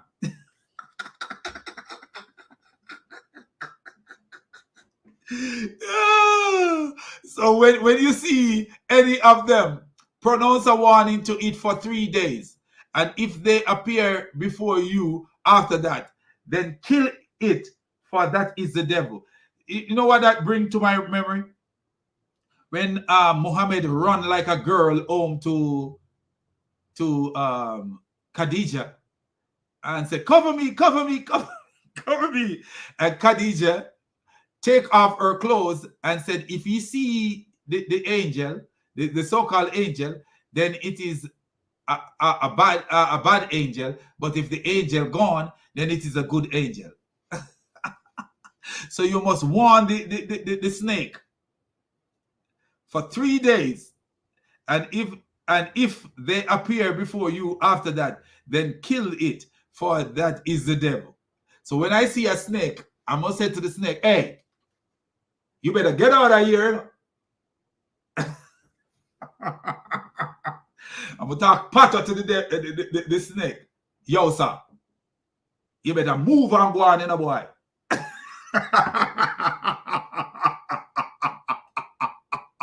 And when the snake, if the snake don't move with it, I'm gonna do it again for a day 2. Yo, what me say? You better move and go on. And when day 3 come, and he's still there, me say, yo, sir, you know, hear what me say, man? Me say, you better move and go. And when the snake don't move, day 4, Out with the machete from Jamaica. Shing! When you hear that shing, then you know the machete come out. Snake head is gone. But if his snake is still there, I'm going to say, brother snake, because a Muslim and a snake is a brother.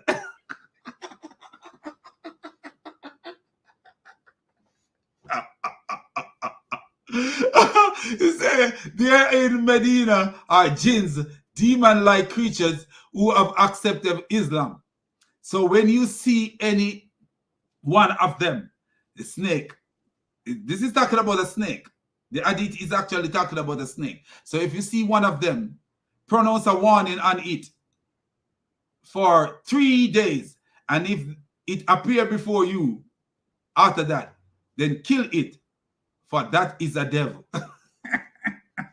But if it's gone, it's a brother of a Muslim.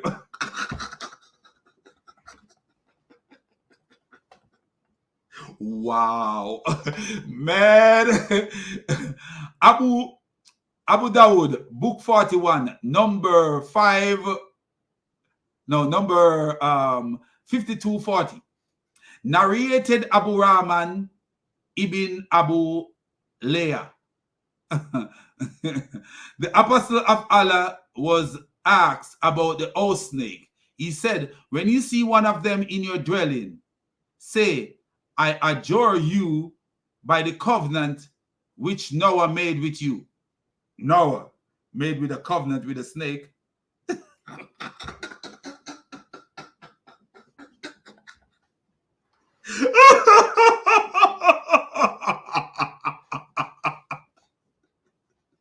Wow. Man. Where we get this stuff? Where the history behind this? Wow. Muhammad was a storyteller, man. Which Noah made with you. And adjure you by the covenant which Solomon made with you. Solomon made with you not to harm us. Solomon made a covenant with a snake. Then if they come back, kill them. Wow.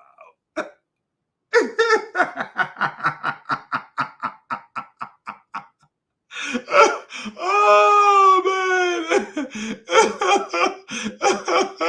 What a dumb donkey that man was, man. I said, tomorrow I'll be showing you guys how Satan urinates in Muhammad's ear.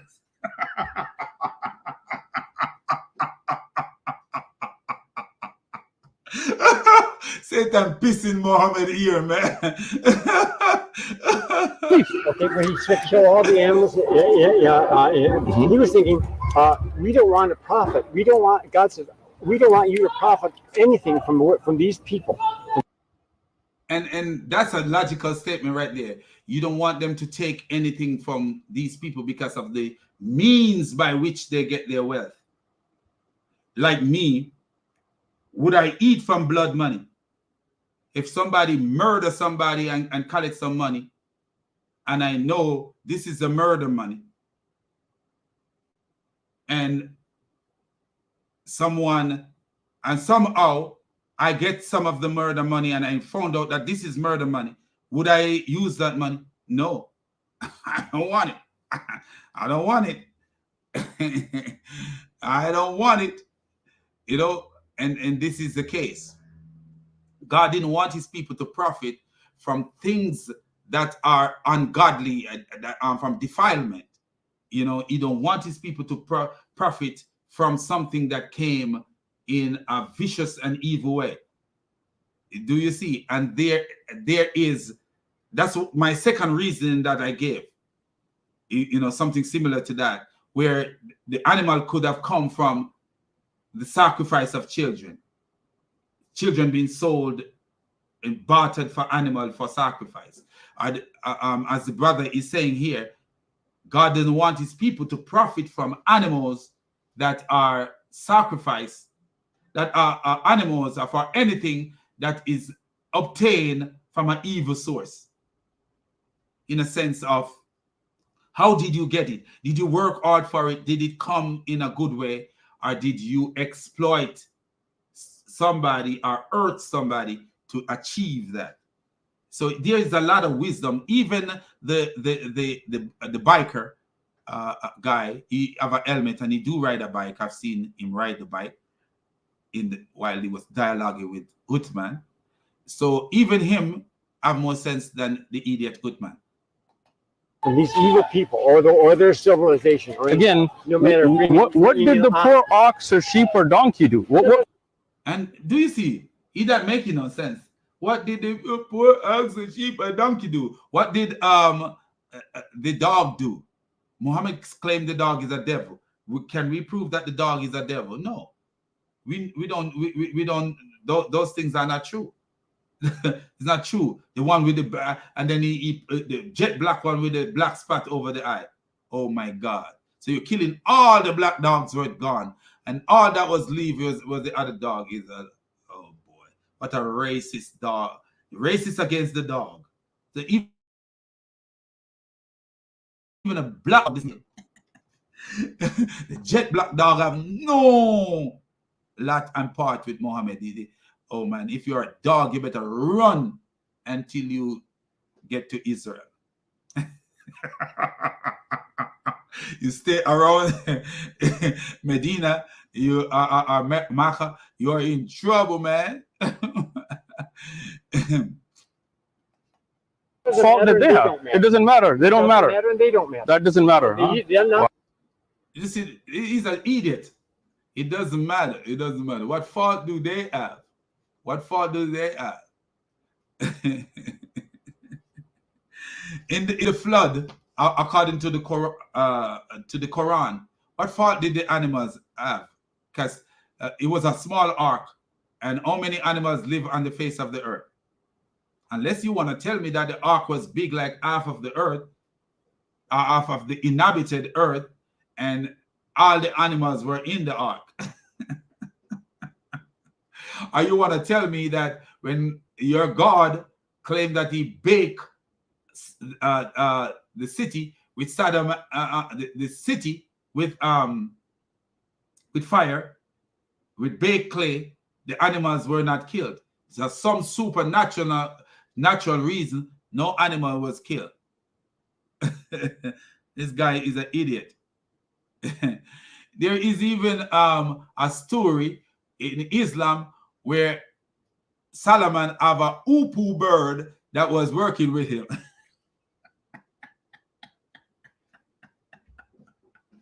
And this upu bird ended up missing one day, and Solomon wanted to kill the upu. Solomon got angry with the upu bird and wanted to kill the upu bird. Wow. Anyway, let's go deep. Wow. God's people, he didn't want his people to profit off of that evil civilization. Okay. Now, is the God of the Old Testament the same God that? Yes, it is. Okay, thank you. That's why they call it the New Testament. But you do believe in the Old Testament. What's that? You do believe in the Old Testament. Oh, sure. The Old Testament. And look, he's jumping all over the place because he's thinking that in his mind that he can get to these people. He think in his mind that, oh, you know what? I can get to them. What the Old Testament is a different God or same God? Oh, no, it's the same God. Okay. Of course, the Old Testament is the confirmation of the New Testament. Oh, the Old Testament was first, right? Huh? The Old Testament was first, sure, right? Sure. So you confirm something? Okay. He's saying a weird thing. Okay. Yeah. He is saying it weird. I'll agree with you there. What's the word? What's the word for that? He doesn't know it either. Sorry. It's a shadow. That's what he want to say. The Old Testament is the lead on to the New Testament. You know, and this is sad right here. Instead of the Christian guy here, because Uthman claimed they are two, a preacher and a pastor. Instead of they helping each other, you notice this naive wolf right here. Because a lot of preachers are wolves. So the naive guy is actually kind of helping Uthman. You don't do that. If both of you there and you are from similar belief, you stand against him and help the guy support him because you understand what he means. It's like a series of things, and the Old Testament is the first in the series. That's what it means. So when they're talking about a series lead on to something. It pick up from where it leaves off. You know, it's a sequence of things, sequence of event. It picks up from where it leave off. And Islam doesn't fit into that at all. Nowhere. Into that sequence at all. If a man beats his... Listen to this idiot now. Yeah. Okay, so... Look. Because he's jumping all over the place. You know? Listen to him. Bible's consistent. Well, it's consistent, but it's consistent.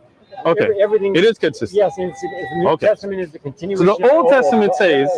Everything in the Old Testament led up to what happens in the. I got you. That's what you want to say. It leads to. Lead on. It's you know. And if a man beats his male or female servant with a rod, so that he dies under his hand, he shall surely be punished. Notwithstanding, if he remains alive for a day or two, he shall not be punished, for he is his property. How do you justify that? He said, how do you justify that? In Islam, it actually says that the free man should not be punished. So we already show you that. Where in Islam, it actually says that a free man may not be killed for a slave. It also says that a Muslim should not be killed for an unbeliever. So when you look at this, you could see that, and where all this is surrounding Surah 2, verse 178, where Muhammad said, a slave for a slave, a free man for a free man, a woman for a woman. So according to them, two tribes were in quarrel, and one tribe is saying that when a man is killed, they're gonna kill two men for the one man that is killed. And when a woman is killed, they're gonna kill a man for when the woman is killed. And when a slave is killed, they're gonna kill a free person, a free man for when a slave is killed. So Muhammad's solution is a slave for a slave. In retaliation, a slave for a slave, the free man for the free man, the slave for the slave, the female for the female. That's what Muhammad says. But notice what the tribe was saying. We are going to kill two men when one man is killed. So the tribe did not care who the killer was. They're just going to retaliate and kill two men. And Muhammad's solution was a free man for a free man, a slave for a slave, a woman for a woman. And because the Quran is not clear about all that, this is what it leads to. People believing that a free man may not be killed for a slave, nor a male for a female. So only a female can be killed for a female and a male. So if a free man kill a slave, he cannot be killed. He cannot be killed. But if you notice what the Bible verse says, if you notice what the Bible verse says, say if the man beat his slave and he died, he should be punished. And what it mean? An eye for an eye. So an eye for an eye mean that your life. If someone take someone's life, then that person life would be taken. But if he died within sometimes after, he should not be punished because he is his property. Sometimes when God speaks, he doesn't totally explain his reason behind everything, because the Bible would be a book as big as my house, are bigger than my house. If if everything was supposed to be explained. But when we look at this, say, even though he says because he is his property, there is more behind it too. Because he is his property if he died day one.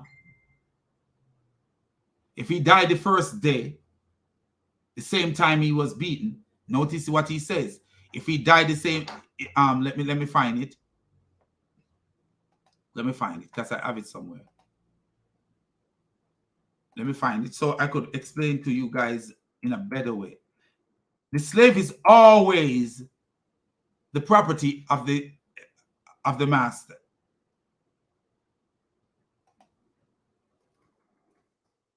Look what I'm showing you.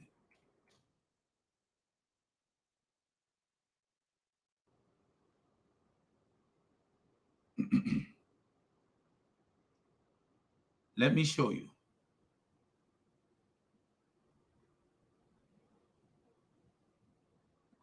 Let me show you what I'm trying to say.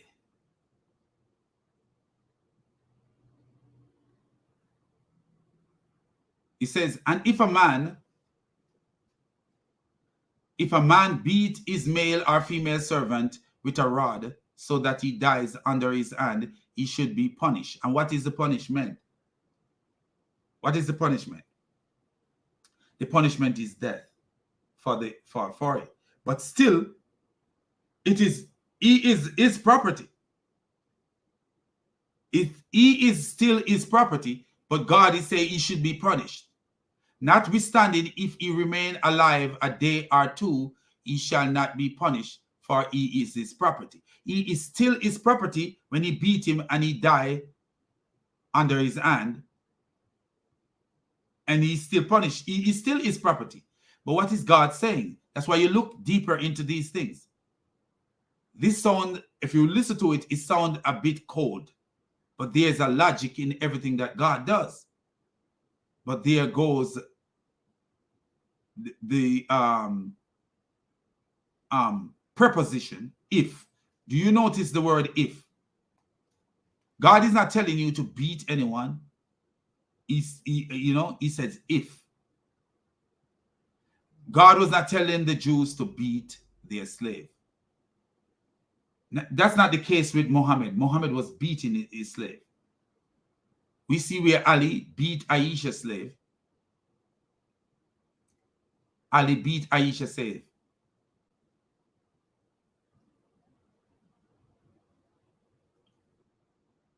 Let me find it where Ali beat Aisha's slave.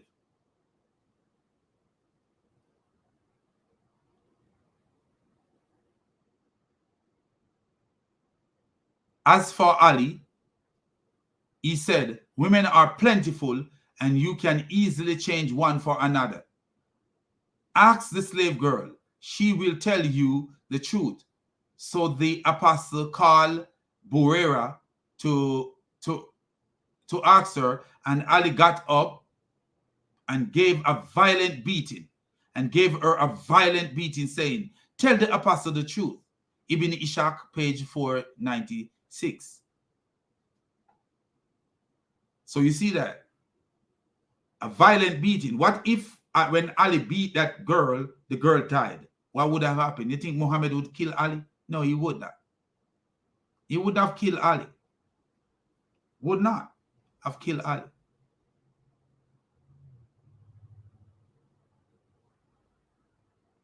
He would not have killed Ali.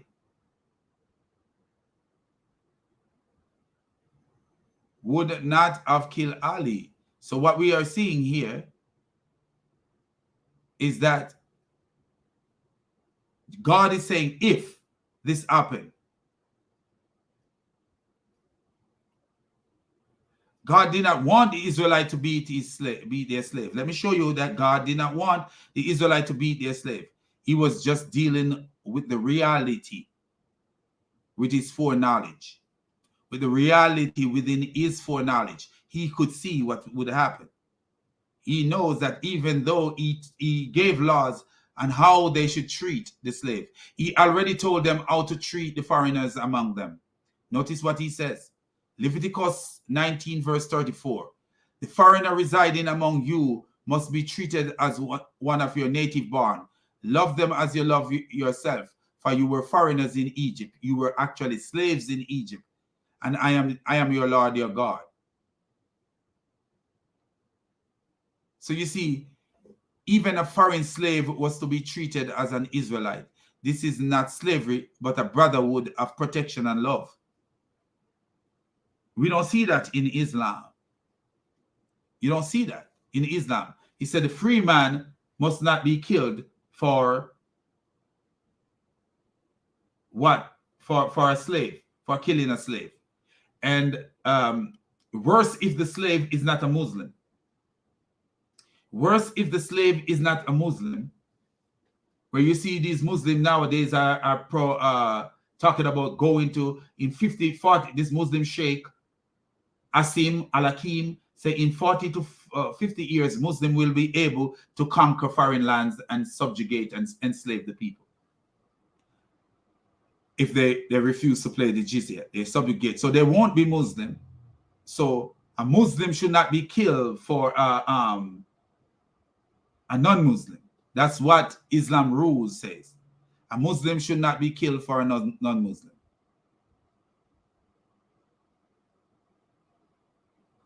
So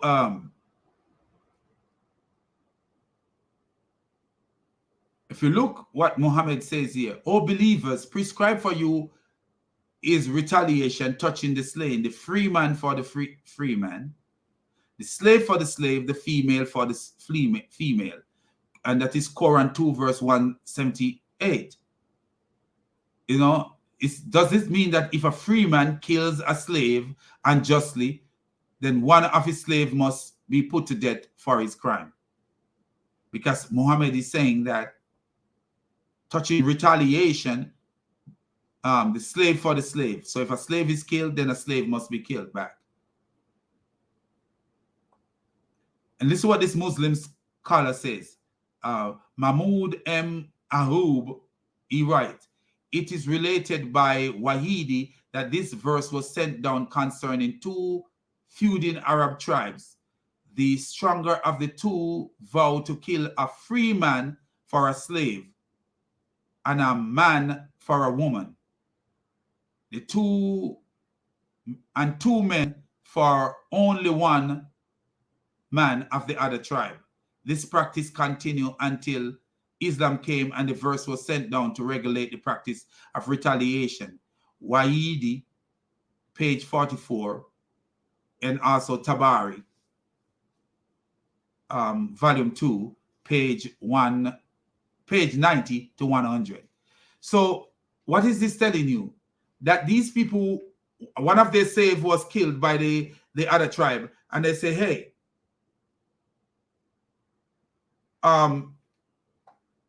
we're gonna kill a free man. So even though that's what they are saying, we're gonna kill a free man for the slave.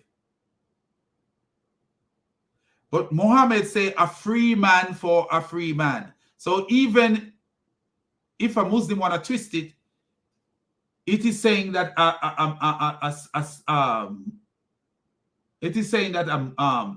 a free man can kill a slave and get away with it, because a free man for a free man. You cannot kill a free man if he kill a slave. You cannot kill a free man if he kill a slave. That's what that is saying. So the Quran verse says, "O believers, prescribed for you is retaliation." That means you could retaliation, touching the slave, touching the people who are killed. The free man for the free man, the slave for the slave, the female for the female. Surah 2 verse 178. And it says, so my question is, does this mean that a free man can kill a slave and get away with it? Yes, that's what it means. Muslim scholar Mahmoud M. Ayoub writes, it is related by Wahidi that this verse was sent down concerning two feuding Arab tribes. The stronger of the tribe vowed to kill a free man for a slave. So if a free man kill a slave, they wanted to kill that free man. It could possibly mean that. A man for a woman. So if a man kill a woman, they want to kill that man back. It could possibly mean that. Or it could mean that they want to kill a man when a woman is killed, or kill a free man when a slave is killed, regardless of who the free man is, just retaliating. And two men for only one man of the other tribe. And they want to kill two men for only one man. So you see, it could be that they wanted to just kill two random men for the one man that is being killed, even if they don't know who the killer is. The practice continued until Islam came and the verse was sent down to regulate the practice of retaliation. So what does the verse say? A free man for a free man. So only say, let's give the Quran the best. Let's say, okay, let's do it the best way. Only if a free man is killed by a free man can that man be killed. And he cannot be killed if he kill a slave. So how is Islam better than what the Bible have there for this idiot to be saying that God is unjust? Tell me now, how is the what we see in the Bible worse than what we see here? How? Tell me how. How do you see a free man for a free man, a slave for a slave, a woman for a woman? That mean if a man kill a woman, he must not be killed. Because Muhammad used to believe that a woman is half the worth of a man. Because the intelligence of a woman is half that of a man. The witness of a woman is half that of a man because of the deficiency in her intelligence. And to show that there's something going on here, why was this verse abrogated? According to the Muslim scholar, the verse was abrogated and replaced by a life for a life. So whoever take the life, his life will be lost. The verse was abrogated, later abrogated. So the verse was later abrogated. Why? Because as people start talking about it, like you're going to kill us, possibly because people are talking about it. You're going to kill a woman. You're not going to kill a man because he killed a woman. Or you're not going to kill the man because he killed a slave.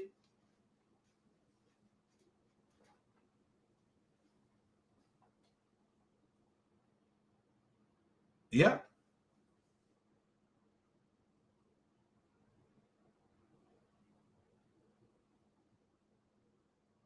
So according to Muhammad, if the master kill a slave, he must not be killed.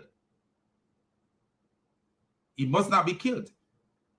But the Bible is telling you that if he die at his hand, like if he die immediately, then he must be punished. And what is the punishment for killing someone? Death. The Bible tells you, he that taketh a life, by man his life shall be taken. But let's look at something, one of the reasons, just look at something logically. What God says. Moses told the Israelite that the same law that judges the Israelite is the same law that judges the foreigners. Exodus 12, verse 49. So if the slave was killed on the first day, the master would face the death penalty, as in Exodus 21, verse 12. He who strike a man so that he dies surely shall be put to death. But if the slave lived for a time before dying, the master would not be put to death. Isn't that better than what we see in Islam? Yes, it is, because this is the all-wise God. Now, here is a true story. I tell you as a nurse, a true story. I remember a woman accidentally fall from a mechanical lift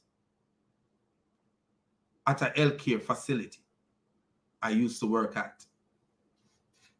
So years ago, that is maybe about 4 years ago, I used to work at a healthcare facility where a lady took up a woman on a lift. And the lady, you know, you should do that with two people. You know, I don't know the whole detail, you know, but because according to her, it was done with two people. According to others, you know, it was not, you know. It was actually investigated by the state. This thing was investigated by the state. So let me show you what happened. So the woman fall from the mechanical lift at the healthcare facility, and about 3 to 4 days later, she died. Did she die from the fall? This is the question we ask. Possibly she could die from the fall. But there was something else that we learned while she went out to the hospital that was so wow. She would have died anyway. And possibly she died from that disease, because the lady that fall, she was deteriorating.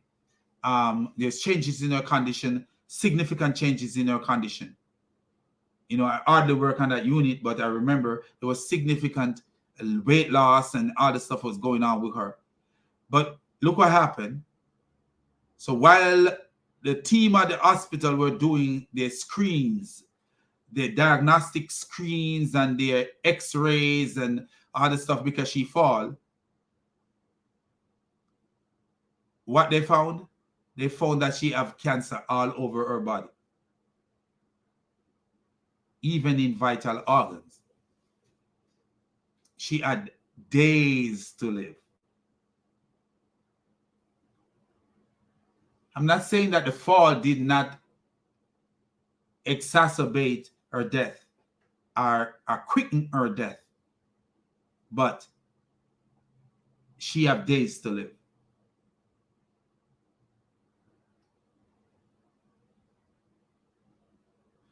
And so what if the woman was a slave and beaten by her master and died 3 to 4 days later without the technology to see the cause of her death?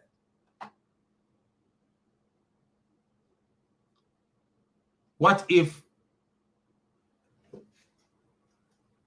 in those days, we know they didn't have the technology to see the cause of her death? Because if he died immediately, you could say, hey, yeah, his death is caused by you, whether it is caused by the blow or is caused by anxiety or an heart attack, it is aggravated by you. But he died later, it's possibly there is some underlying cause that causes death. Job asks us in Job 21:22, can anyone teach God knowledge? Can anyone teach God knowledge? You can't teach God knowledge. You don't know why the reason God said what he said. And how do we? So the book of Job 21:22, Job says,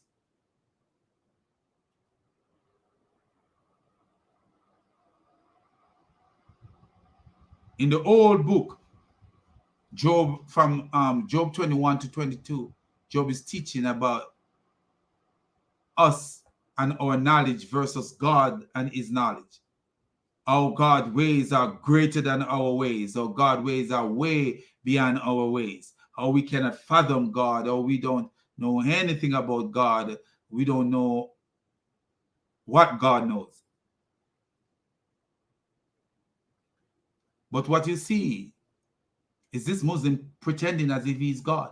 He's not unjust. So you kill a man, you beat a slave and he died. I'm not saying that God is not agreeing with you beating a slave.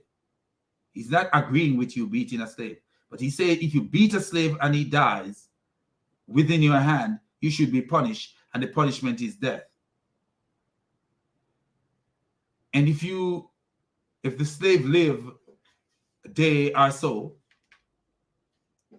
then you should not be punished because he is your property. It sounds real harsh, but he still was your property when you beat him and he died in your hand, and yet still you're going to be punished. So the thing is, there is more to the slave being your property. There is more to it. It's just that God don't give the explanation. He doesn't give the explanation because he's still your property in the first place when you beat him. So Uthman doesn't look into these things and say, if you beat him here and he died, you should be punished. Isn't it still your property? So why is it that if he live a couple of days, you should not be killed because he's your property? Because God is just he used that to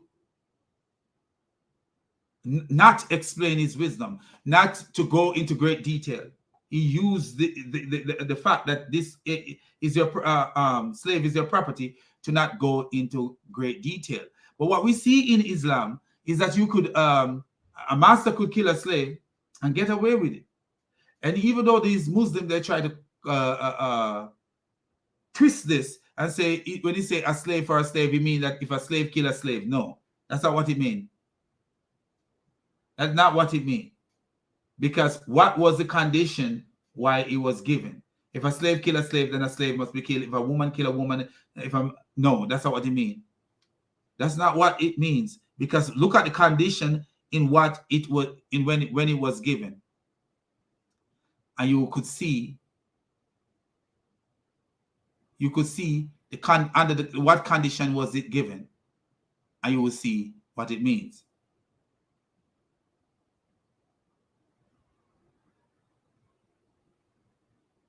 It was related by Wa'idi that the verse was sent down concerning two feuding Arab tribes. The stronger of the two tribes vowed to kill a free man for a slave. So they vowed to kill a free man for a slave. So what is the opposite of a free man for a slave? A slave for a slave. You can't kill a free man if he kill a slave. A slave kill a slave, then you kill him. That's what it means. A man for a man, a man for a woman. So they want to kill a man for a woman. And Muhammad said, no, a woman for a woman. They wanted to kill two men for one man. And Muhammad said, a free man for a free man. So only a free man should be killed when a free man killed a slave, that free man can never be killed for a slave. And if a free man, and we already know that, if a free man killed, we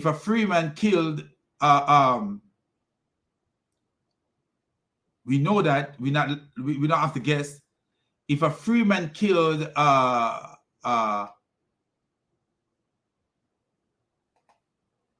slave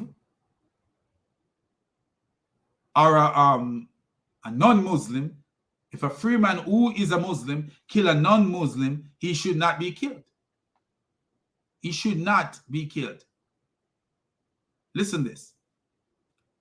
The free for the free, the slave for the slave, and the female for the female, this is Ibn Kathir talking, was abrogated by the statement life for a life, 545. However, the majority of the scholars agree that the Muslim is not killed for a disbeliever whom he kills. Al-Bukhari reported, Ali narrated that Allah Apostle said, the Muslim is not killed for the disbeliever whom he killed. So the Muslim is not killed for the disbeliever whom he killed.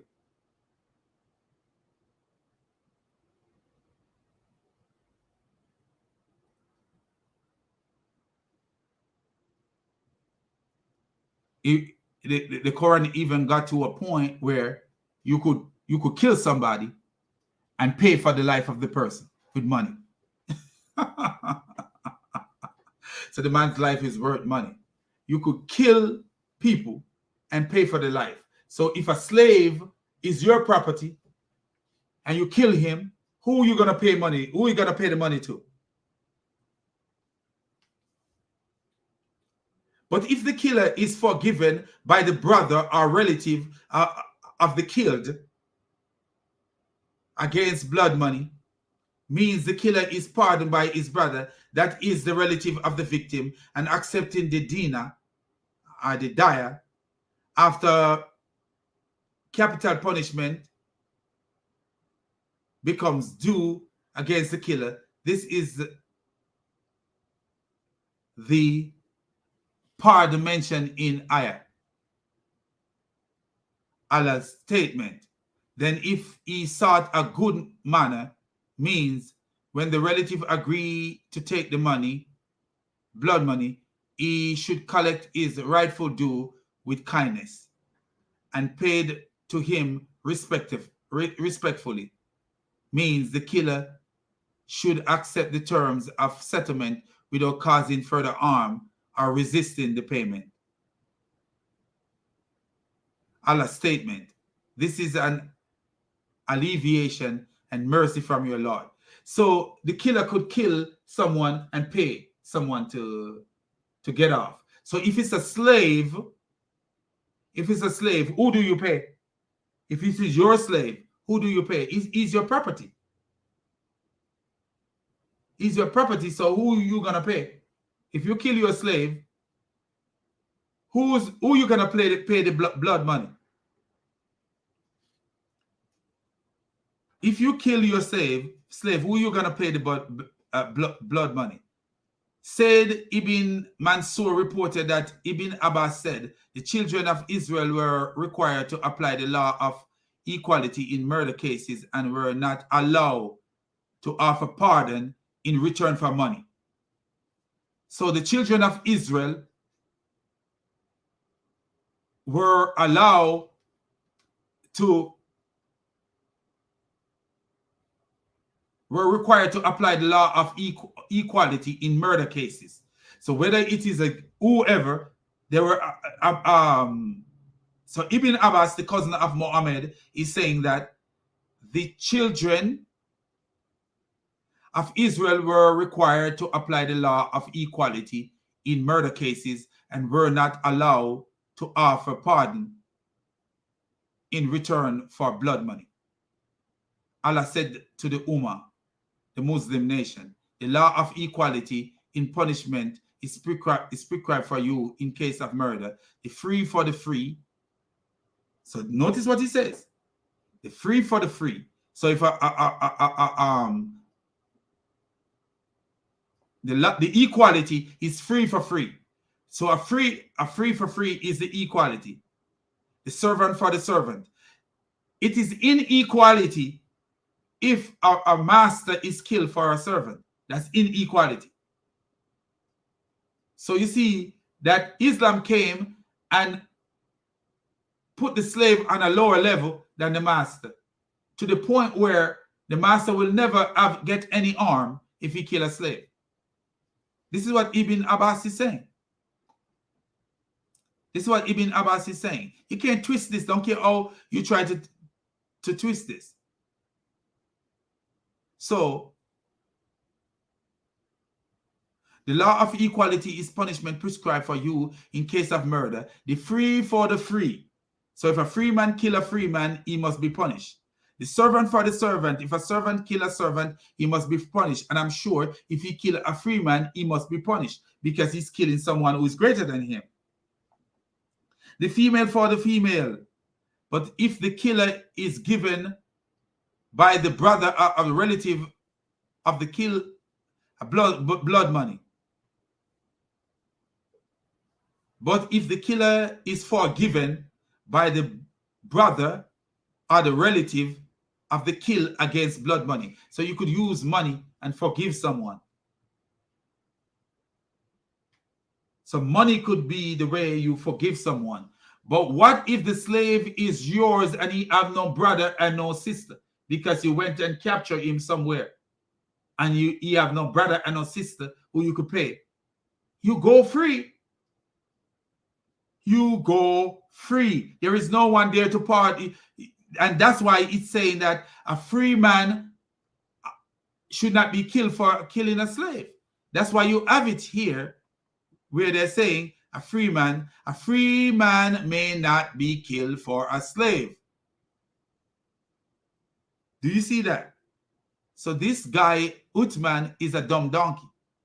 Straight up dumb donkey.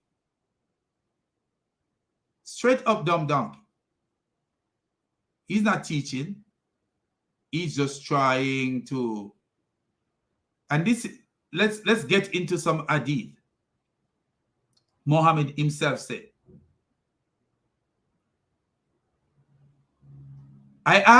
narrated Abu Jahefa, I asked Ali, do you have any divine literature beside what is in the Quran?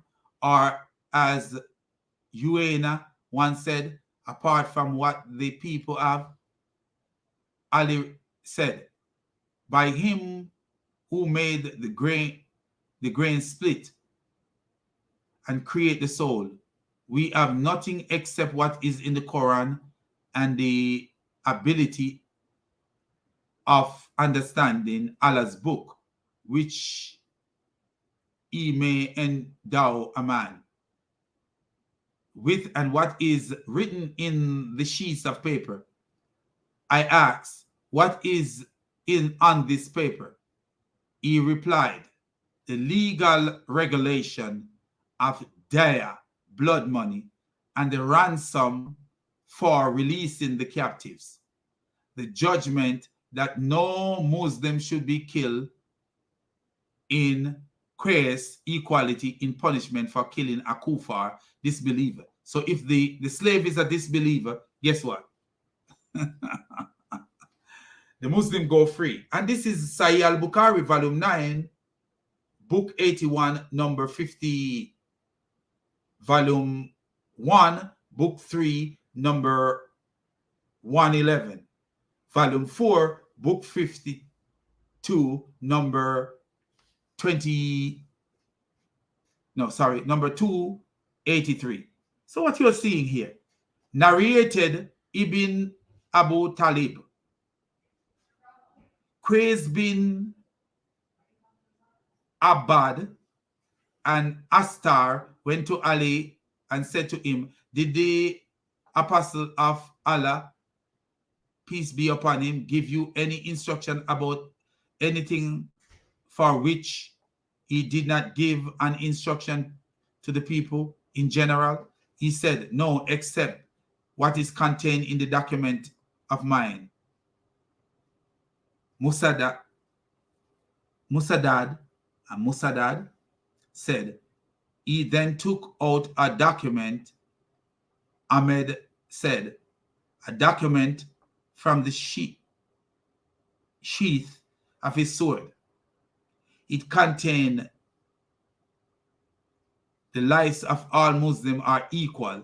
So the life of all Muslims are equal. They are one and against others. The lowest of them can guarantee their protection. Beware, a Muslim must not be killed for an infidel, for a disbeliever. Sunan Abu Dawud, book 39, hadith 45:15. So if the slave is an unbeliever, which in most cases the slaves are unbelievers, because if you are a slave, you're a brother of a Muslim, how are you a slave? The Prophet, peace be upon him, said, A believer will not be killed for an invalid. Sunan Abu Dawud, book 39, number 4491. So the law of equality that Muhammad gave,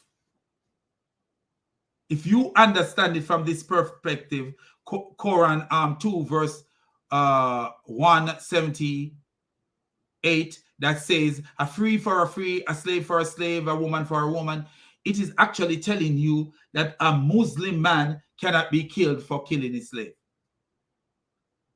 But that's not what the Bible says. The Bible tells you that if the Bible tells you that if the slave died, the man should be punished at the man's hand. But if he died later, he should not be punished because he is his property. So tell me which of these sound like more of a just, that you could kill a slave and get away with it. And we have a story where a man killed a slave and got away with it. The man killed his slave, a blind man killed his slave who also have his children. And he told Muhammad that the slave was talking bad about Muhammad, and that's why he killed her. He actually pushed a dagger in her stomach, and a little kid was, I think it says something, if I don't want to lie, you know, but I think it says that a little kid was close by. So let me see if I could find that story.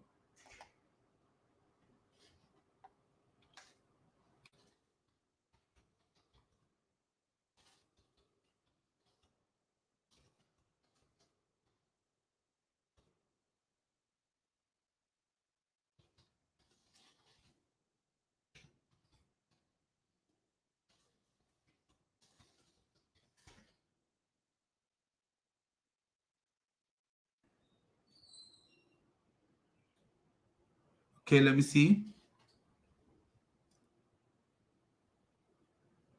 Here we go. Okay, let's find the hadith and read it for you guys. Okay.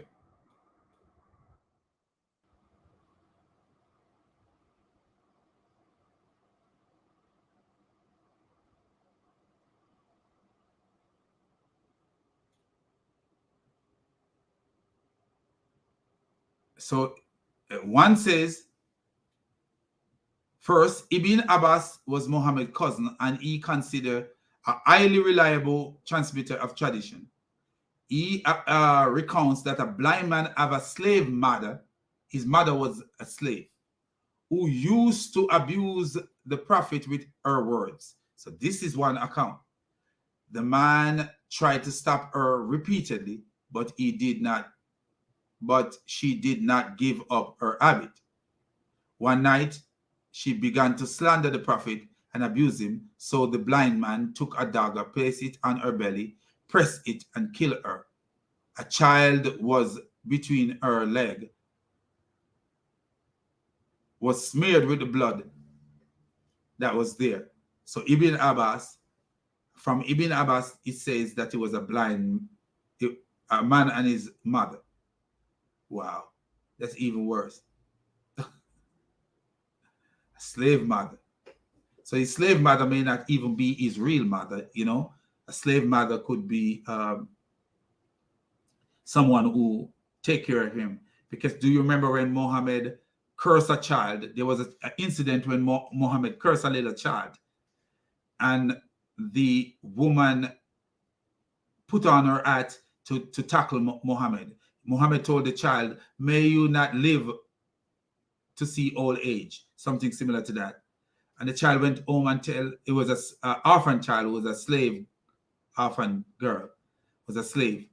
But the woman took the child as a daughter, and she actually acknowledged that she was the mother because she adopted the child as a daughter. So when he says a blind man have a slave mother, it may not be his real mother, but a slave who acts as a mother to him. So and Muhammad, so the next morning Muhammad heard about the incident and decided to let the man go. And here is what happened. He said even had 2 sons by her. Okay, the next morning,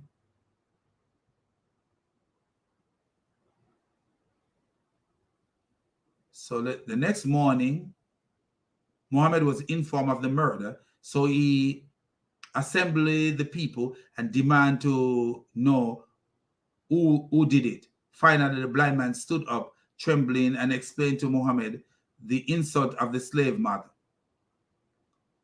is human property. So he said it's human property.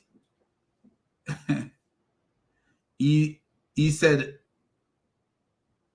he even had 2 sons by her. So when it's a slave mother, it means mother of his children, and that's most what it means. He said he even have 2 sons by her. He told the prophet that he tried to stop her, but she did not desist. He admitted that he killed her. What was the prophet's response? Oh, be my witness. No retaliation is payable for her blood. So no retaliation is payable for her blood. And this is Bukhari, volume 3, number 43, 48. Number 43, 48. Is this Bukhari? Let me see, make sure.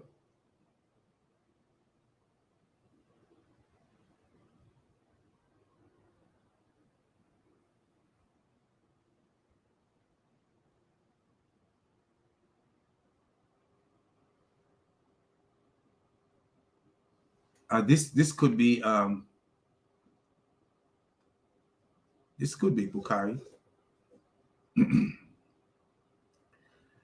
But what we are seeing that is Muhammad was, people were getting away for killing slaves.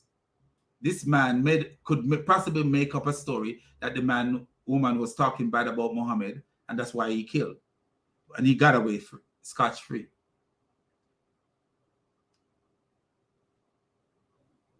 He got away scotch-free. And according to what we see, that people were getting away for killing their slaves. You weren't to be killed if you kill a slave. But anyway, I'm going to say peace out. And may God bless you all. And this is the day the Lord has made, man. And we shall rejoice in it. Anyway, man. What we see with Uthman, so we wanted to get into Uthman early, but we found that there was so much going on around and some distraction, and sometimes the distraction take it elsewhere. You know, I wanted to discipline this guy. I really wanted to discipline him. The guy who come here ranting, what was his name? With all this stupidity, talking about white man, like he think I have a white man problem. I don't have a white man problem. And I love our people. What's his name? Elias All. I'm surprised he don't have a Muslim name if he's so. He said, black people are not your people. You are a son of a war. Look at this idiot. A muta, a son of a muta. He said, black people are not my people. Every people is my people. I align with black people in only the sense that they have a black skin color. But I align with all people. Look at it. You see, this guy is an idiot. You see this idiot talking where Muhammad buy two slaves, 2 black slaves. He buy one white slave using a black slave. And then he talking about white. Look at him talking about white. When the Hadith says that Muhammad was white.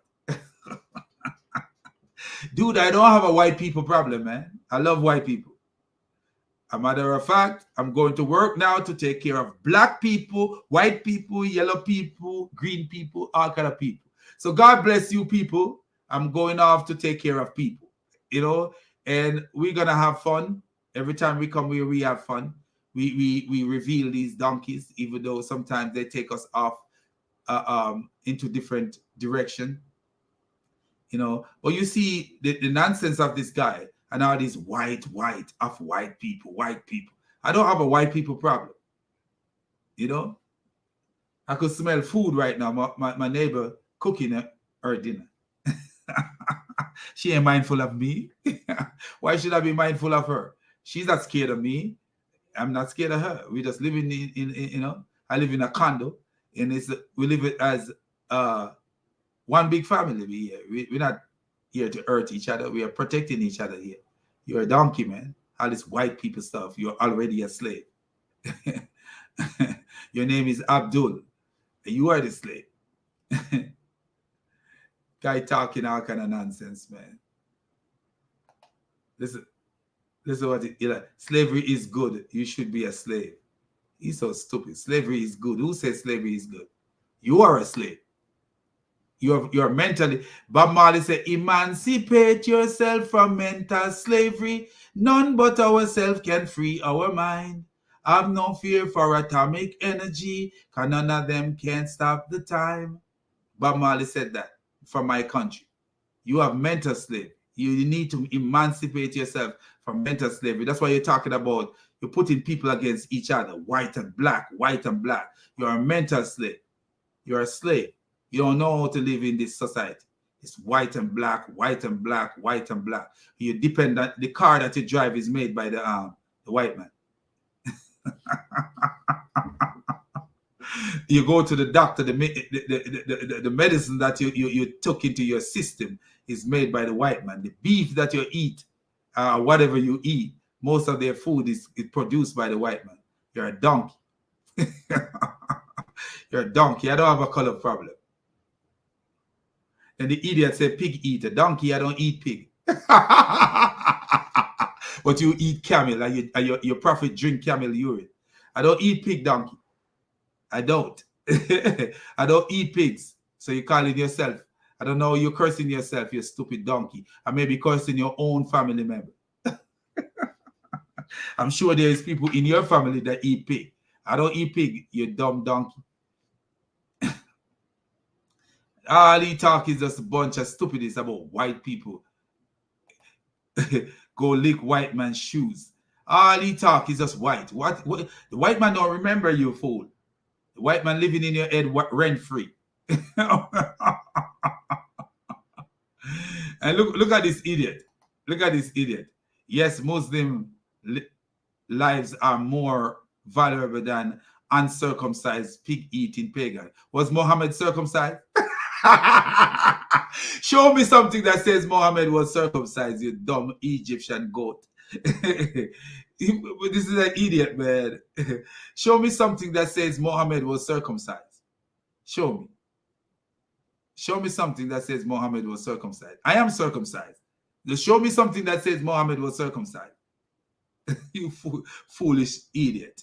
Circumcise your heart, you dumb donkey. What is wrong with this idiot, man? Look at this idiot. Give me the link. Give me the link. I will obliterate you. Donkey. We could make a date. We could make a date for your obliteration. A matter of fact, I'm going to find you and send you a message. Can you come here and obliterate me? What a stupid goat, man. We're going to talk on the topic of slavery. Two black men, because it's obvious that you're black, you know, so we're going to talk. Two black men. One a Jamaican with sense and the other one an American idiot. we going to talk. And we see which one of us would make more sense. I don't have a white problem and I don't have a black problem. But most of you people, instead of upbuilding your children and lift up your children so that they can be looked upon as a product of society, a fruitful product of society, you get up with your white man this and your white man that and your white man this. Like the white man stop you from being what you want to be. The white man is stopping you from being what you want to be. A lot of you guys get into drugs and stupidity, and then you sell drugs and do stupid and get felonies, and then you stop your life. The white man ain't stopping your life. I came here from a foreign country, and I could be a doctor if I want to. You know, push yourself, you could go wherever you want. The same flood door that is open for the white man is open for me. I don't have a color problem. Muta Baruka says, I don't have a color problem. I see everything in black. Everything he see in black. And what does that mean? He doesn't mean that he see only black people. He means that he see everything. And you see a white man, he see him on the same level as he see himself. And that's how I see. So donkey, you go away. You could gallop like you want. And look at this idiot repeating what he must be Uthman Fibin Farouk. This donkey may be Uthman Fibin Farouk, man. Whoever killed the slave, we will kill him. Whoever mutilate it,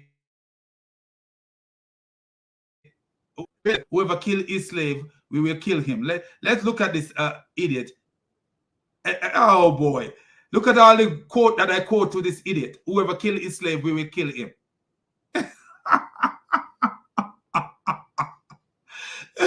Whoever kill his slave, we will kill him. Whoever mutilate his slave, we will mutilate him. Whoever castrate his slave, we will castrate him. You're lying to yourself, you stupid donkey.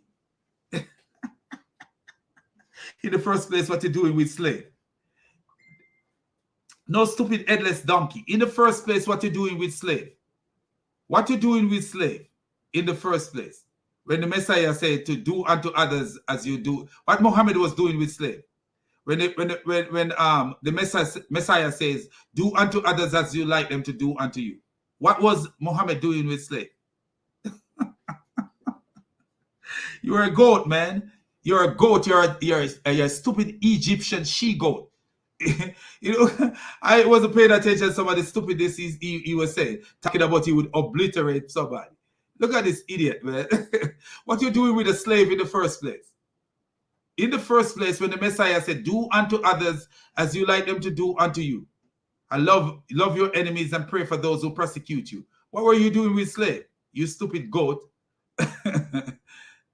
And keep spamming the same thing over and over. Whoever killed his slave. And you see all the verses that all the stuff I've been showing to this idiot. Let me show this idiot something, because I think this idiot is an attention seeker. This idiot is an attention seeker, so let's give him some attention.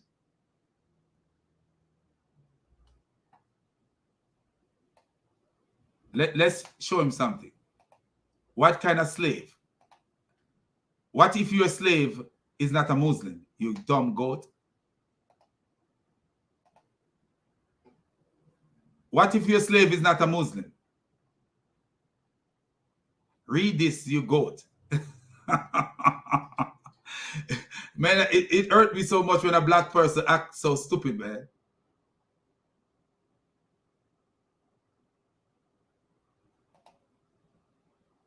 Narrated Abdullah ibn Amir ibn al-As. The Prophet, peace be upon him, said, a believer must not be killed for an infidel. So if your slave is an infidel, idiot, you could be killed. If anyone kill a man deliberately, he is to be handed over to his relatives. So if a slave don't have a relative, what happened?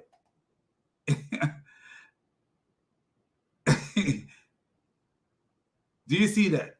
So which one of them is from your version of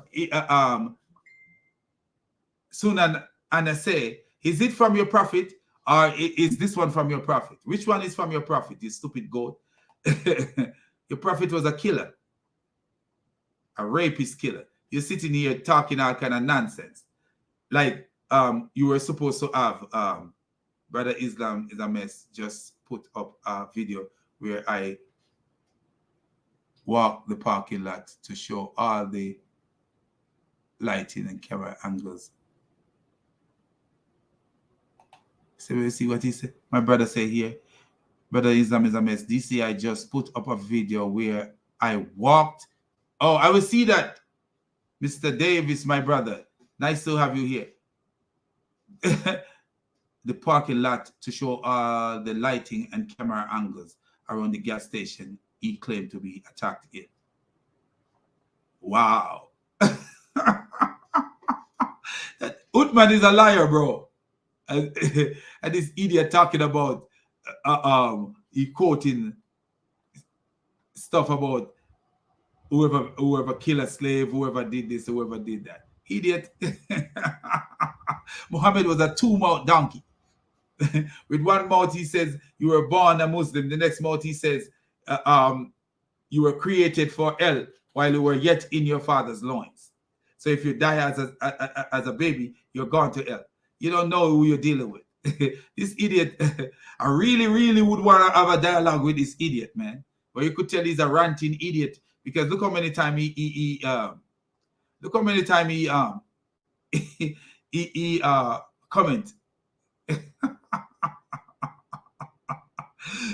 times he comment. And this is what the Muhammad, a slave trader, exchanged 7 sex slaves for Sophia. But Sophia, hey, this guy is an idiot, man. What he says, when we open them, they had the land and we had the Bible.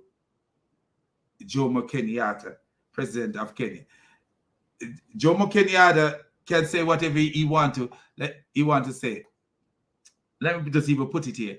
Jomo Kenyatta can say whatever he want to say, my friend. Because let me tell you something about people like Jomo Kenyatta. You know, when you don't read the Bible, you can say anything. According to the Bible says, love your enemies. So if someone came and stole your land and give you the Bible, that's not a Christian. That's not a Christian. So Jomo Kenyatta could say whatever he want to say. Jomo Kenyatta was an idiot too. You know, he was an idiot. And then ask the idiot, how did Islam get to Africa? Ask that idiot.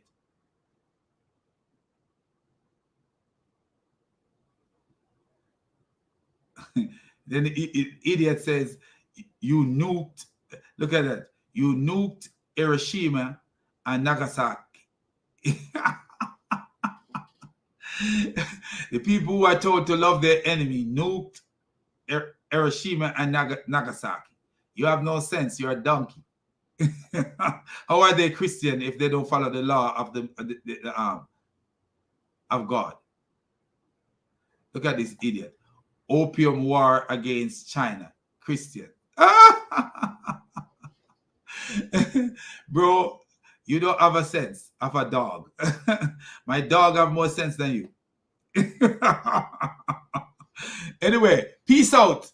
And let's go. Our praises to the triune God, the God above all God, the God who gives us reason, wisdom to reason, and the God above all gods, man. You know, he said the KKK Christian. You're a dumb donkey. Show me in the Bible how the KKK is a Christian. So the God above all God, the God of wisdom, the God who gives us wisdom to decipher all things. You see how this guy, just like Ibn Farouk, the idiot, hopscotching all over the Bible. Like an hopscotch, you know. So we just want to say peace out, man. And I see you guys tomorrow when we will go straight into Uthman without any distraction. We won't even pay attention to idiots when they're ranting. As I said, that he would walk in jail with a smile. So the Muslim says you killed the David would, and walk into jail with a smile. Do you see what Islam do to black people, even here in America? Give them this hatred for white folks. You know, hatred for white people for what? What have they done to me? There's more evil done to me as a black man since I've been by black people since I've been in America than what is done to me by white folks. Reality. True that. In Jamaica, they would say, true that. It's true. Way more evil done to me since I've been in the United States by black folks than what done to me by white folks. Do I hate black folks? No. Do I hate white folks? No. I put them on the same level. Put them on the same level. In my eyes, they are on the same level. You know, I'm not saying that there is not something wrong with society, and we see some racism going on in society and some ism and some wickedness in society, but I don't want to be a part of it. I'm not part of it. You know, if I can't be the solution, I'm not part of it. So don't come to me with your white man this and your white man that. I don't want to hear that, you stupid donkey. Take your white man. If the white man living in your head rent free, he's not living in my head when free. You know? He's not living in my head rent free. When I look at a white man, I don't look at him better than me so that I should have any phobia or fear about him. I fear you Muslims. I don't fear the white man like I fear you Muslims. The reason is, look at this man. A white man is saying that he will kill his fellow white man just because of Muhammad. So what would he do to me?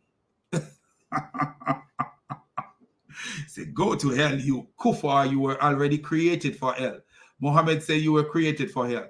The idiot don't even see that. Muhammad, let me show you where Muhammad said you were created for hell. You Egyptian reptile. Let me show you where Muhammad said you were created for hell, you goat. All this stuff. You listen to two-mouth Muhammad. Donkey, you're listening to two-mouth Muhammad. You can't listen to two-mouth Muhammad. You don't realize that. Whose little boy is this? Whose last child is this? Somebody needs some milk. You need some breast milk. Your mama didn't feed you right. You think like an idiot.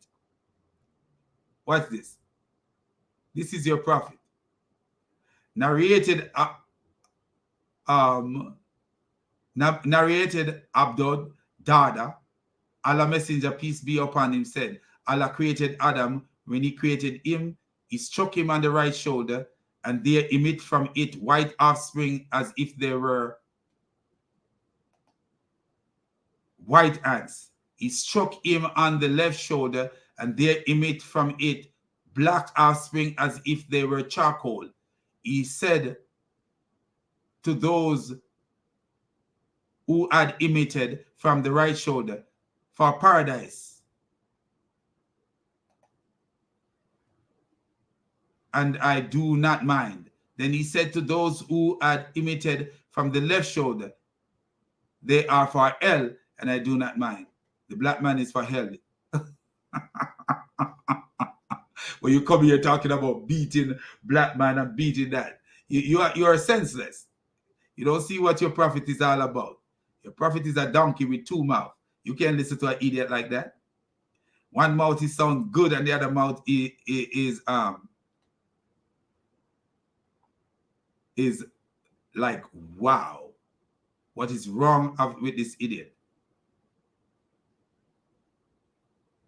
What is wrong with this idiot? You know, that's what you don't realize.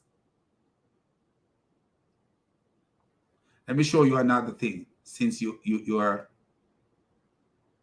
don't have any sense. You show me one little hadith. So which one is from your prophet? This is what I want to know. Which one is from your prophet?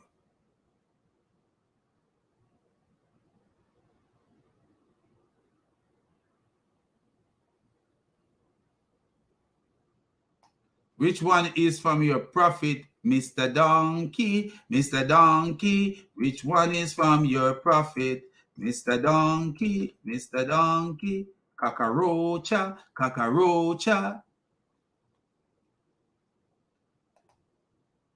Narrated Abu Jarad, the judgment that no Muslim should be killed in equality punishment for killing a kafir, disbeliever, Sahih al-Bukhari. You see that, idiot? Here's the rest of it. See that?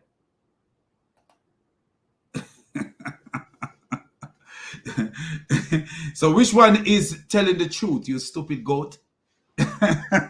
You don't see that your prophet was a two-mouthed donkey. So peace out, my people, and God bless. I'm out of here. I'm a rough person, but I'm a loving person. I love all people, but I deal with wolves the way they should be dealt with. And that's what I do. I don't sugarcoat nothing. This is not the channel for sugarcoating people and petting people. This is a channel where you reveal idiots. I'm a black man like him. I love him as a black man. I love him as a person. But I don't believe in the stupidity of white man versus black man stupidity. I'm not on that kind of thing. You know, a white man is a man. A black man is a man. And all men are created equal. I don't believe in that craziness that, oh, the white man slave, the white man slave. You'd rather be an Arab slave than be a white man slave. Why? Why? Why? What make the Arab better than the white man? And according to what I've revealed, Muhammad was a white man. Muhammad was an implant.